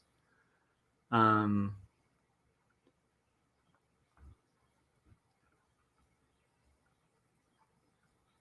yeah, I kind of think it's like one of the nice things about being up at odd hours working on stuff is like you actually come up, you can be a little more creative sometimes, super late at night. Some of these ideas, like having a melting head, might not have quite worked out the way that I would have envisioned them. Oh, come on, wrong thing. Um, but yeah, I have to say, like, I come up with some pretty weird ideas late at night, and yet I think those enrich storytelling, like to have like some, like once again, more abstract, emotive forms of paneling and stuff that like aren't necessarily the first thing you'd think of. So in this case, I'm going to literally show something start getting more vague. Um, okay. So don't worry, I'm not just copying heads. There's an intention here. So, okay. So now I have that as my base. Now I'm going to, what I like to do is like use a different color if I'm trying to kind of use the head as a map. Then here, I think what I'll do, actually, I might have to reposition those heads too, because what I need is a head like this. Maybe I'll have it be like a little smaller. Okay.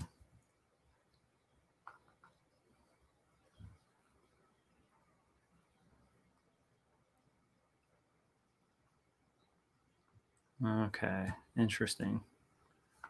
This color is really hard to see visibly over. So let's do like a full cyan. Okay. See what we can do there. Okay. So basically, like, I need to draw a head, kind of like my regular figure. And then, okay. It's been a bit since I've drawn this dude.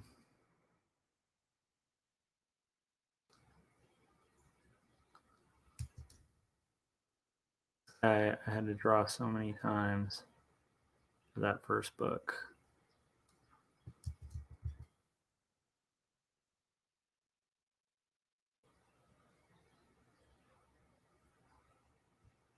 But it has been a while.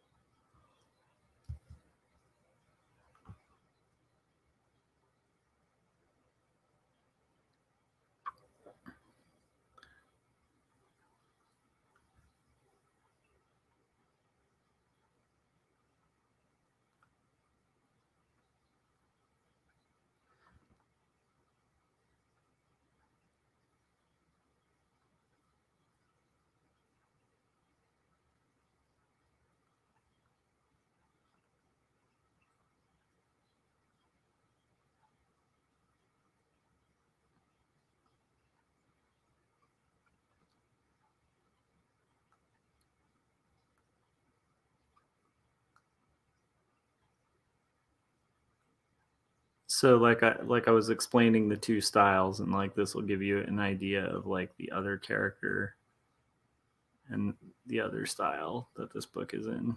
And I am totally over noodling by like spending a while drawing this guy, um, but it will at least give you an idea of who that character is, and then also give me a better map for like this melting sequence. And we're at almost 2 hours, so I think about another half an hour or so, and I should be done with this page. That's in theory. I don't know. I say this probably every stream, but oh, I didn't mention too at the top. Like, so I'm doing the 100 Days of Making Comics challenge, and this is day 29 technically. Even though I'm on the 30th day, I feel like it counts because it's kind of my night for yesterday. Yesterday night. That's the work I'm doing right now. So that's a loose thumbnail of my character, and then he's gonna be like right here. Oh my gosh. So then I want him to be kind of overlaid over this guy. And then I might need to make space. Need to probably shrink it down. One thing about Illustrator and Photoshop that has annoyed the living crap out of me.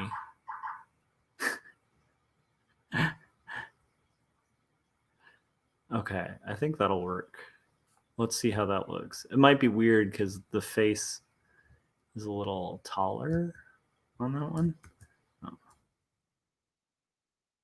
Yep, that's where we're gonna go. Although, ooh, much better idea for the melting. Could be here. Haha. Okay. And then this is gonna have like this melty puddle down here that lines up with the bottom of his head. So that'll be like a little melty puddle.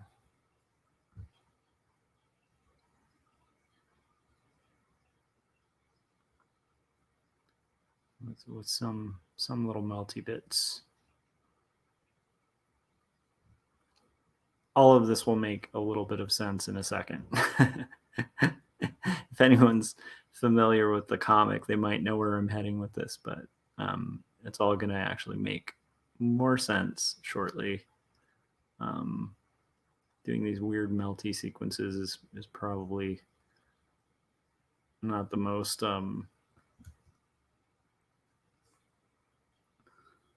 sense making thing, but it'll make more sense in a second. Okay, cool. Now I need to copy him over here. So that's my head. Okay. Make 4 heads. Okay. And then, okay. So when was the last time you drew a melting head? Okay, so then what I'm going to do just for the sake of this is I might actually make these cyan again. Or no, you know what? I'll make this magenta. F5. Okay, and then I might make this cyan. Oh, I didn't lock those sides. Okay, this is going to help me map it out. And then I'm going to actually put it on multiply so I can see both. Doesn't that look weird? Okay, save. Now I'm going to work out my sequence in black over it. So this is going to be melting face. So now it's going to be like the hair is starting to melt off. Maybe it comes from here. Yes. This will all make sense shortly, you guys.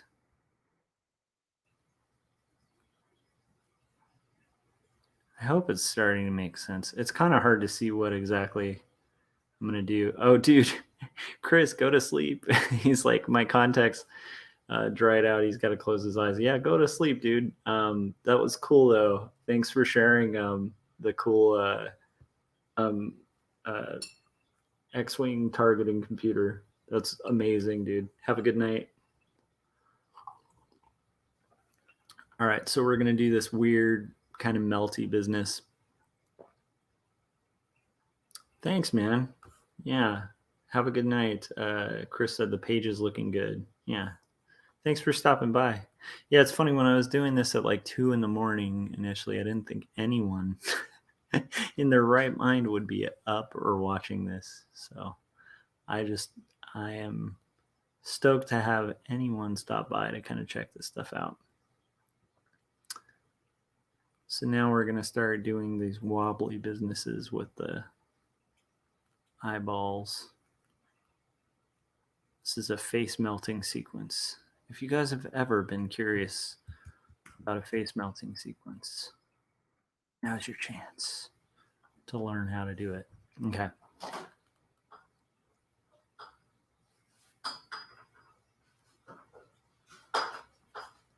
So then I got like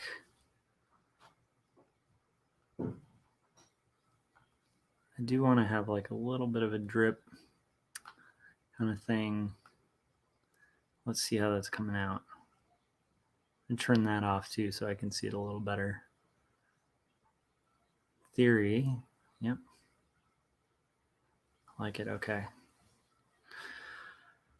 Okay. Some nice melty stuff going on here.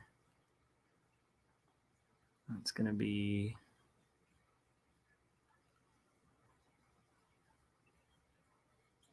oh.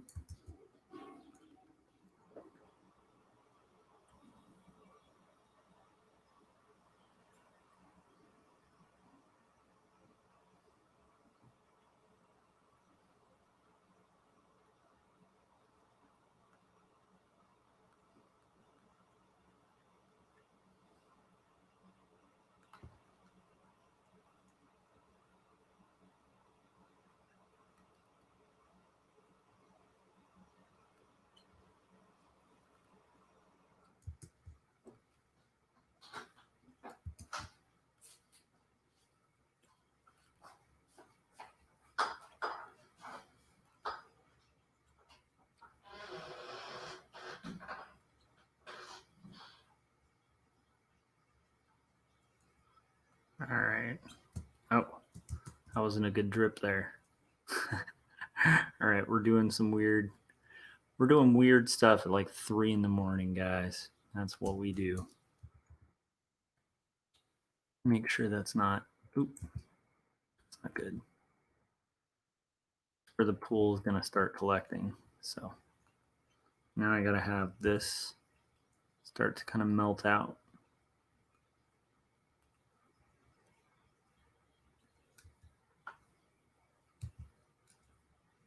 And let's have that all. Okay, I might be spending a little too much thinking about the logistics of the face melting, but we'll see.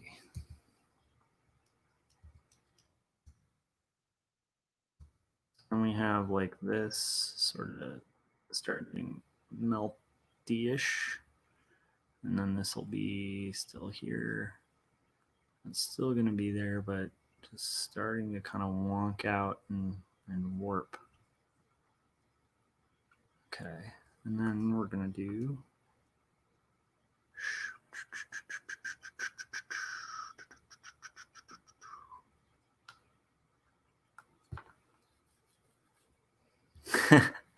am I going to line up the eyes? That's a good question. I am right now like doing like a melting sequence where so so this face, let me show you. So basically like this face is going to eventually transition and melt to that face. And so I'm just doing the little sequence in between. Does that make sense? I hope that makes sense.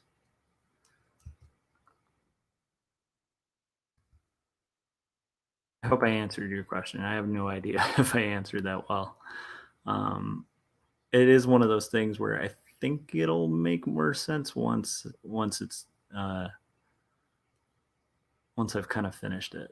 But what I'm trying to do is like kind of keep the originals underneath so that I can kind of make sure I'm sort of keeping somewhat consistent with it. And then with this, I might even. Anyhow, this is going to be a weird little panel sequence, but it's kind of fun. I did this with like a dream sequence early on too. And obviously, again, these are thumbnails, so this is just kind of to map it out for the final. Although with something like this, if I can map it out tighter, that's going to help me a lot when it comes to the finish. So then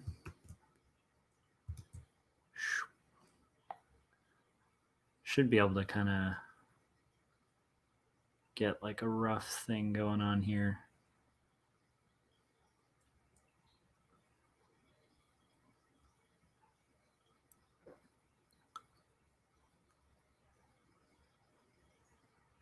All right, hopefully this kind of makes sense now.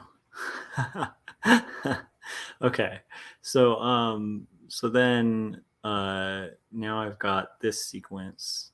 So what I can start doing is start transitioning some of these back. Let's try lock this again.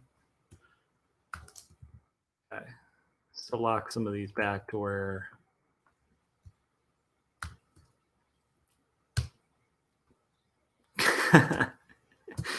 oh, what weird things we come up with when we're doing comics. Okay, so I am happy with that. So I'm going to start mapping out how that's going to look. Oh, what weird things we do.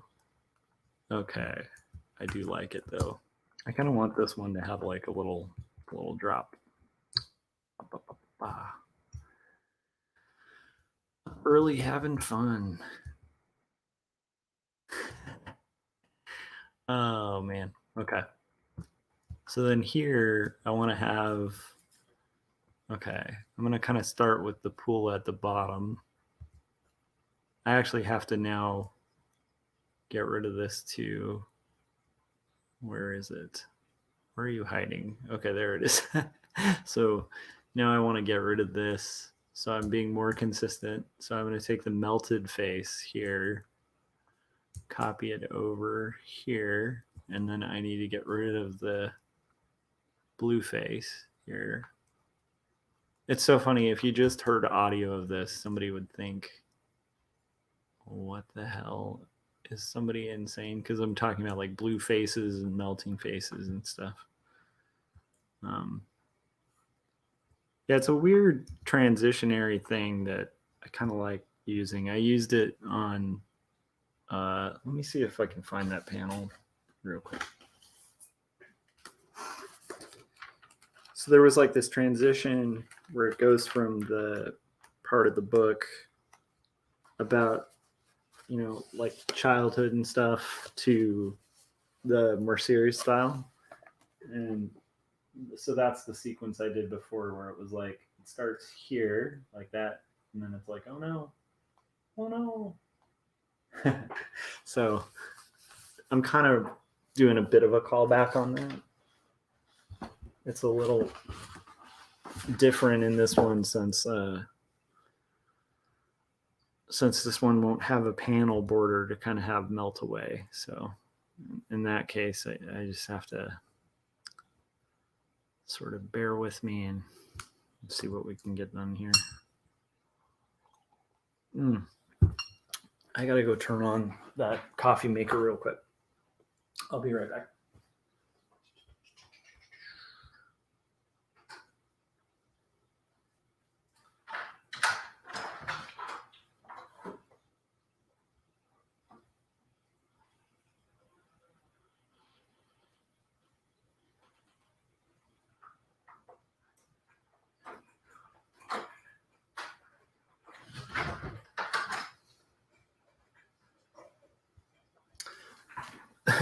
So with streams, with these streams, I've been trying to kind of title them with something interesting after it.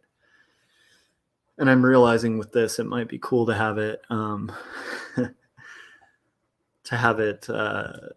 titled like face melting. Might be kind of cool. This is why I like I like when I get to these parts of the story, because while it's autobio and memoir and stuff, it's like it is super fun to get to these like parts where you can be a little more fantastical with like the way it goes, So here it's gonna be like dripping off his ear. And then that's gonna be more like just a weird blobby thing. That'll be the end point for that. At this point, like the eyeball's just gonna be like anyhow, okay. But yeah, I like these parts where you're because you're doing memoir doesn't mean you can't have fun, and it also doesn't mean that you're limited to kind of literal interpretations all the time of what's happening in this story. So the parts I get into, there's some points where I feel like it's really important.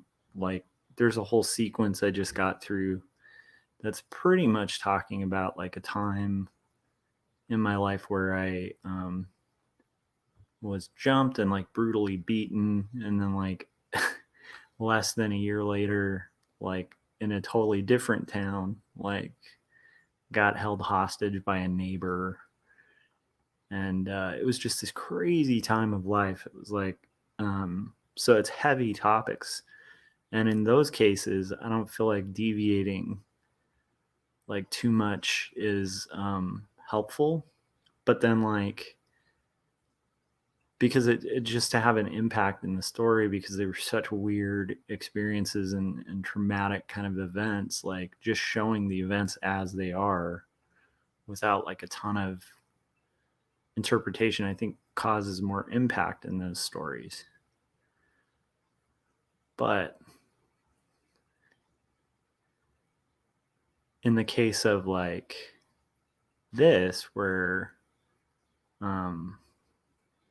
this is going to be the hair, because I want it kind of melting off more on this part. And then maybe the eyes down here now. In the case of like this section of the story, we just got out of like all those heavy sequences I just described. So I feel like giving the readers like a more abstract thing also allows them like a visual break, so they don't feel like, holy crap, like overloaded, you know? And then, oh, I do need a little bit going here, dripping off the ear. All right. So then now I think I just need to shade this a little bit. So let's kind of check that out. Okay. I'd like to keep my dude under there so I can know what I'm shading, because I'm starting to get all abstract here. So I have like the hair here, maybe. Some of that's the ear. And a lot of this is going to be that hair up top. So anyhow, I hope that kind of makes sense. Like, I feel like there's a lot of room for play in comics, and I know it's weird, but just doing like noodly stuff is like allowing yourself to have fun, even in a serious story, is a good thing. And weirdly enough, like drawing melting faces is kind of fun. um, yeah. All right. So there we go. Got this. It also kind of keeps you engaged in your own work, right? Because like if you just stick to a rigid like 9-panel grid, which I do actually utilize when it's needed, but if that's all you do, you might actually lose interest in your own story. And there's nothing that will kill your art more than having art you yourself are not interested in. So whatever you can do to kind of keep your own interest in the creation of it, I think you'll have stronger work for it. Totally rambling, but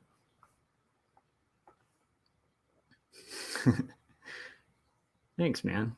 I'm glad you like the face melting nonsense that I'm doing. I feel a little weird about it, but I actually think it's pretty cool. So there we go. And then that should lead, in theory, now I can do this, and now I can erase this part of it. Oh, come on. What's funny is some of this, like this portion, some of the work I'm doing here might end up saving me like a crap load of time when it comes to final pencils. Because like I said, I'm doing tight pencils, and there's sequences like this that like this takes a while to work out. And the great thing is, because I've been working it out in the thumbnails, like when it comes to final, it's like I'll know a little bit of what I'm expecting. So that's in theory why I'm like spending so much time on these thumbs, because I'm like, I know that in the long run. Boom. There we go. There's my weird face melting panels. That was fun. Okay.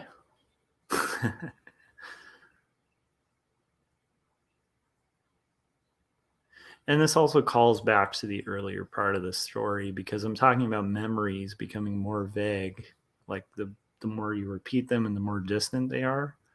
And I just think it would be powerful to have it flashback to like the more on the left is the more current style of the story, and then on the right is the other style that I kind of alternate between. Plus, it allows me to give a little call out to that style, which you're not, the style on the right that you're not going to see a lot in the second volume, but is like all over the first one. So cool.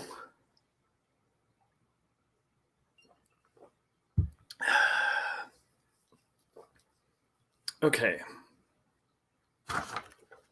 So I got it starts to feel rehearsed, details start feeling more vague.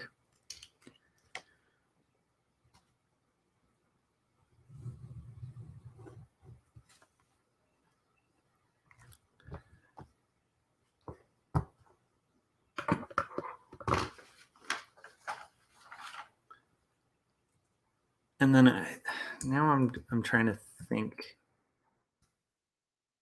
Okay, I have another head thing that I might do here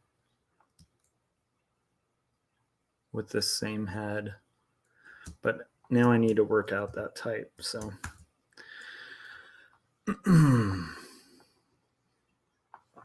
okay, this is one of the reasons I like to really think about my roughs though, because if I had just done this as a 9 panel grid, I feel like I would have missed out on something really fun. Okay, now we got to actually make a little more space, I think.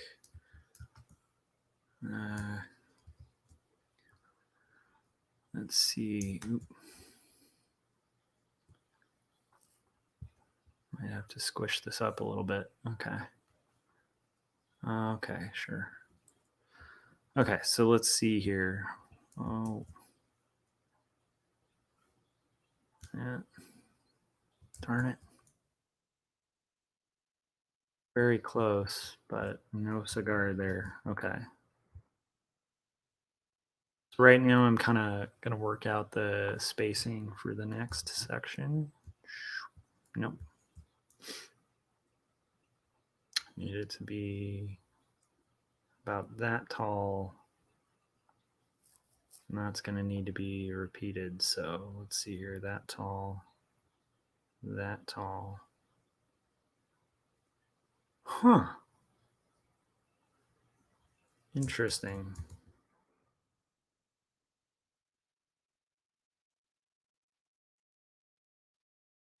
Okay. That's what I needed to do. Okay, let's see.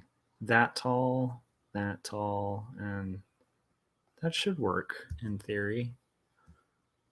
Okay. Let's see here. Ah, perfect. Okay. I should be good. Nice thing about roughs, you get to work all this out earlier. And then what I'll do is, tighten this whole sequence using Illustrator. Like once I have, this is page 82 that I'm thumbnailing. So once I have all these ideas, it's like easier to do my final layout because I'll have all the hard work, worked. Not the scanner's burst. I don't understand that one. What's the scanner's burst? Explain the scanner's burst. I'm not sure what that is. Boom. I love this. Okay.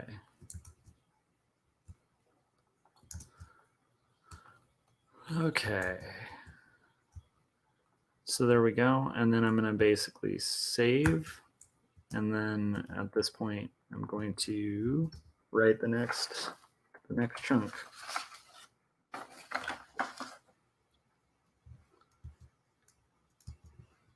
Okay, so this is going to say you feel more detached.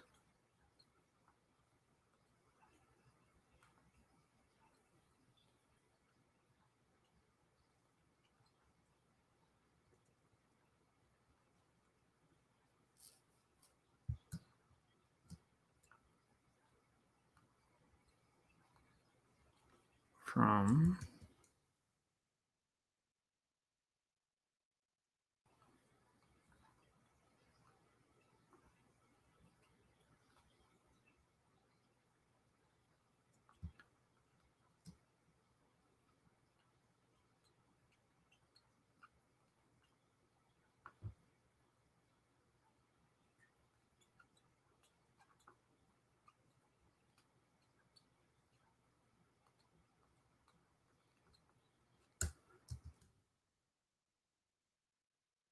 okay.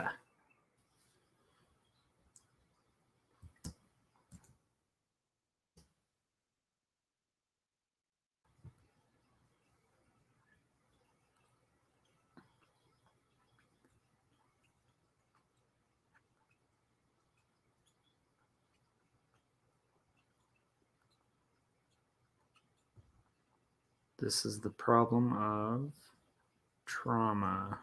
is what I'm going to write there. Okay, so then this is going to be centered.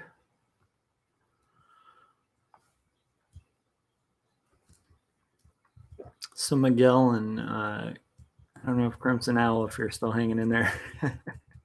But I'm kind of curious, is it like freezing cold where you guys are? Because it's like very chilly here.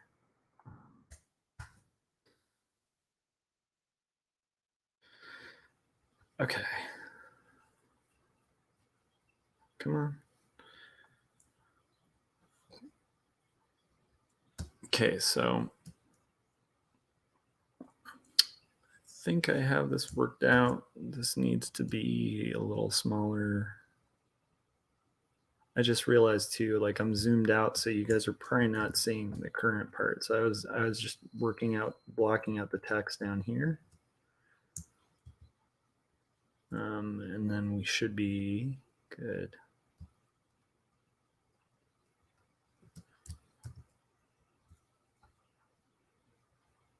This will come down here. I do like that centered. Okay.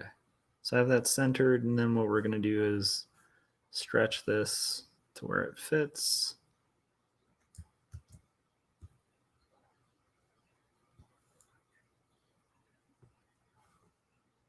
Love it.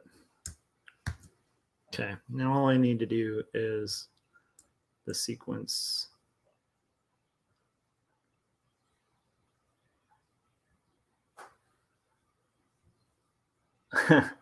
Wow, that's crazy. Yeah, it's like been freezing here in California. It's really weird. 16 Fahrenheit. I don't know my Fahrenheits. I'm kind of curious what that is. 16 degrees. Wait a minute, that's freezing, right? That's very cold. I think. I don't think. I think it might be the fact that it's late at night, but I'm starting to think it's like get my Fahrenheit and Celsius all confused. Wait, 16 is cold, right? Because 451 is burning. Just clocked in Postman in general in Grand General NYC. That's awesome. All right, so here we go. Almost there. I just need this last sequence. So I am thinking that it might make sense to have here we go. Keep it abstract. But I think abstract can be pretty cool at this point. So get rid of all this excess stuff. Oh, nice. That's beautiful, man. So Ronnie Gunter sent me a image. I'm just gonna respond. That's awesome. So you guys should check it out on. It looks very pulpy. It's like a cool. Here, let me. I'm just gonna throw that on there on the screen. I don't know if you guys can see that. Oh, come on. Hold on. I'm just putting it on my Photoshop real quick. So, yeah. So that's what he sent me, which is super cool. That's looking rad, man. Very like kitsch. I love it. I love those horror movie expressions. They're kind of fun. Like the oh no. That's a great pose. It's very cool. I like it. Thanks for sharing that, man. That's cool. I'm stoked to see. I just love the fact that like other creatives are knocking stuff out. It keeps me inspired too. And I was pressing the wrong button. That would explain why that wasn't erasing. That was really cool. Yeah, there's something about that like B movie pose that's just, I don't know, it's excellent. I guess Miguel liked it too. It's nice. Okay, so I'm gonna try something else that's a little abstract with this. Um, but yeah, I think it'll work. So now we have this head, and then we're gonna have this head, but with another head. I might be getting a little crazy here. And then, okay, these might need to be a little smaller.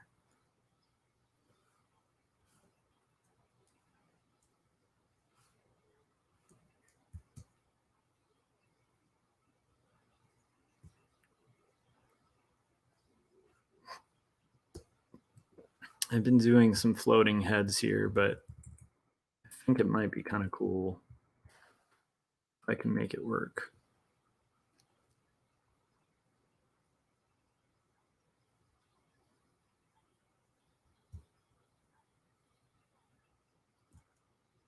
Let me see this without the backdrop.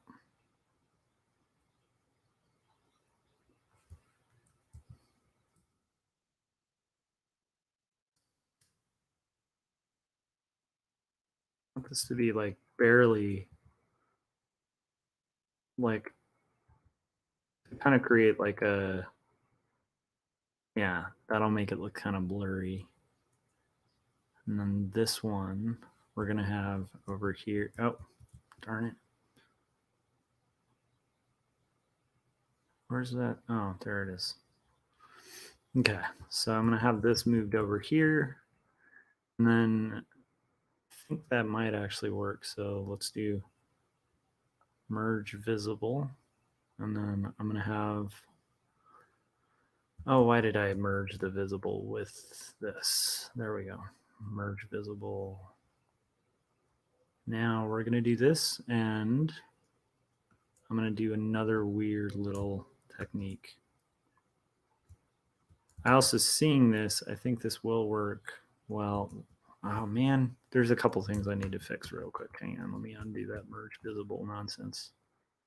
Okay, so I want this actually a little more separated. Seeing that it didn't quite read well. Okay, and this is going to be here. These heads on the right and the left, like the ones on the far right and left. Oh my gosh, I just realized too. I need to pull it up so you guys can see it. So these heads on the left and the right are just going to be placeholders. And so that should make sense in a second too. Okay. I know I'm doing like weird stuff right now, but I think it's going to be cool on the final page. Okay. Here we go.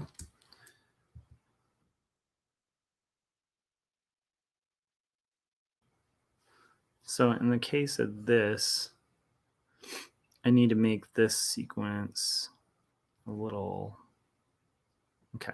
This will actually make sense too in a second.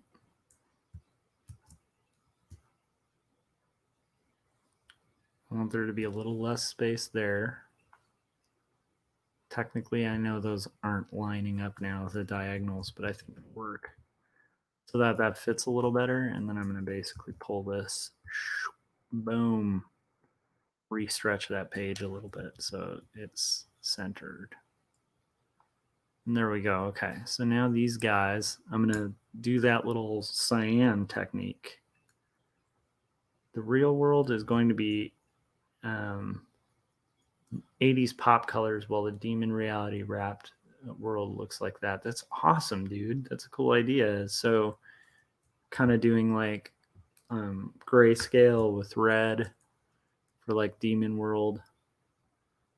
And then I like it.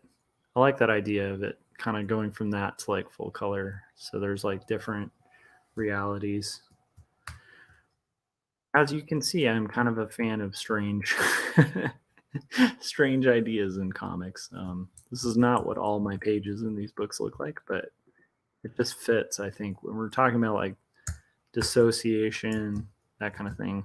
So here is now another scene where I'm, rather than reinvent the wheel, I would like to have a head turn here.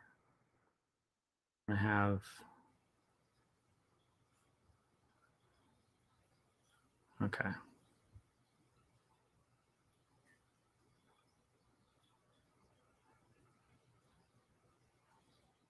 Okay. Here we go. This should make more sense in a second, and we'll see if it does. If it doesn't, you guys can tease me. I think it will, though.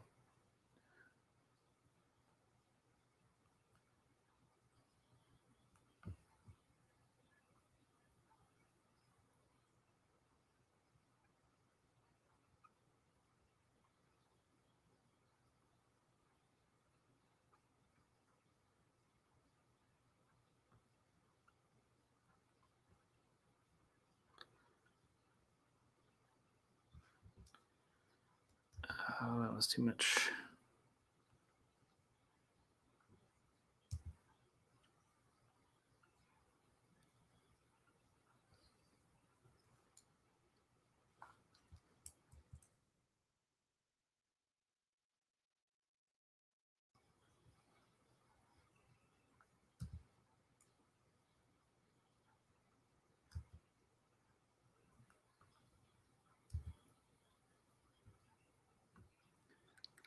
Okay.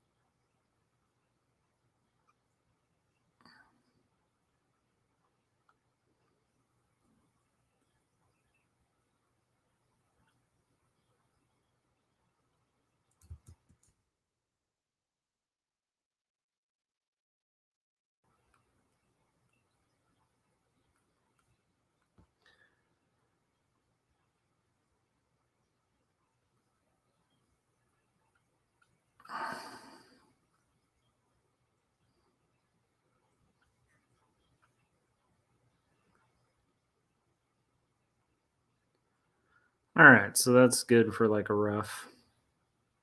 I hope that makes sense what I'm doing here. It's funny when you're doing more kind of abstract or weird things with art. It sometimes like some of it just defies explanation until you can show it. So let's see here. Okay, so that's kind of there. Do you think I need this a little? Oh, come on. Didn't want to erase that. Okay. I do need to fix that chin real quick though.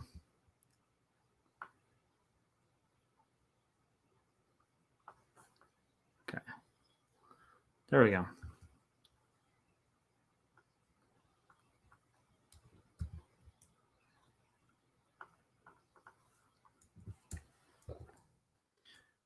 And then I can basically, because it's a symmetrical face, I can flip it, object, and all I'll have to fix is the hair. Oh, come on. Flip horizontal. So then I just have to adjust the hair to be kind of fitting.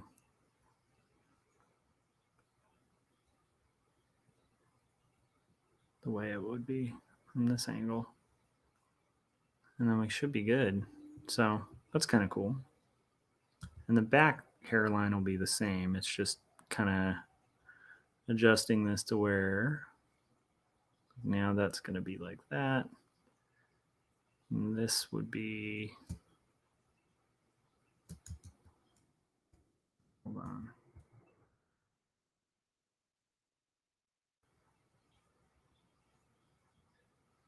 This would be more like this. And then this is going to come down here. Oh, come on. That wasn't a good line.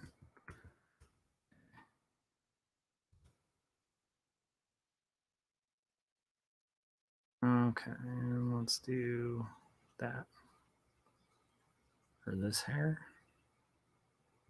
And then his little cowlick is actually going to be back here.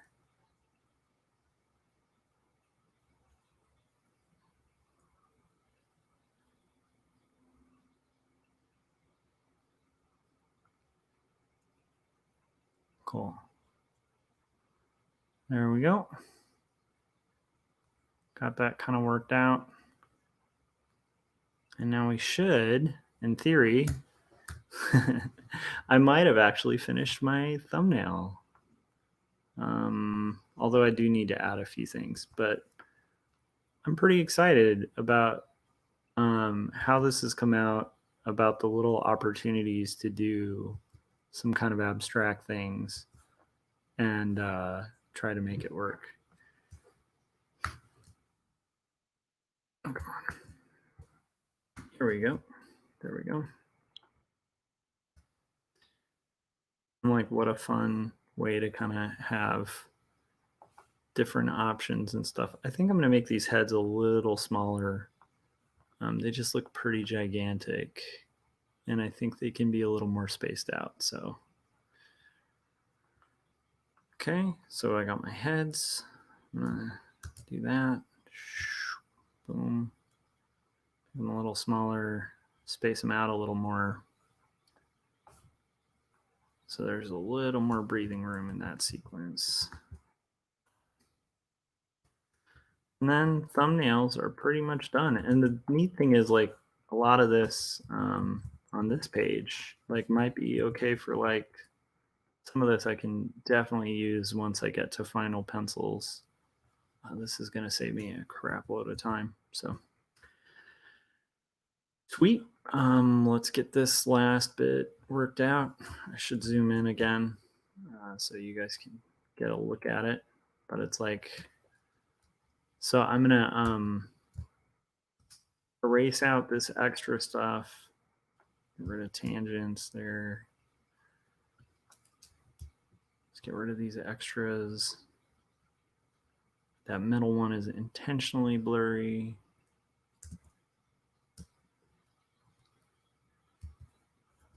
I'm gonna have little sweat bullets because I think those are underused in comics, and I think they're awesome. Same here, some sweat bullets. Oh no, I'm so stressed. I have little sweat bullets.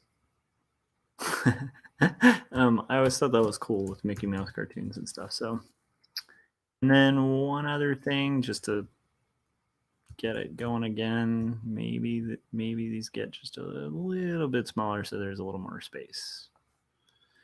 And there's my thumbnails. And I'm gonna merge down. And I have thumbnailed page 82. So there we go. And you go to file. Well, let's just call it. So thanks for hanging out with me while I finished page 82 of this comic. I'm actually pretty happy with it. I'll zoom out. Maybe that can show up a little better on the screen. I know. I still haven't quite figured out how to adjust that. So, well, I could kind of pull it up so you guys can get a better view. So, I thought I could. Oh my goodness. Did I move something? The wrong thing. I might have moved the wrong thing. Let's see. Okay, there you go. You guys see that? That's the final page. So that's kind of what we got right now. Yeah. But anyhow, so thanks to everybody who's joined me in the chats at like this odd hour of the morning and keeping me company while getting this stuff done. Thanks for sharing your art with me. And I I really enjoy doing these streams and enjoy hanging out with everybody and doing art. So I appreciate it and appreciate you spending your valuable time with me. And I will see you guys at the next one. Thanks, Miguel. Yeah, it was a pleasure, dude. All right, man. See you guys. Oh, one last thing before, if you haven't yet, hit subscribe, hit the bell button. If you're watching this on replay, feel free to leave any questions in the comments, and then I guess I will see you guys the next time I do this stream. All right, have a good one.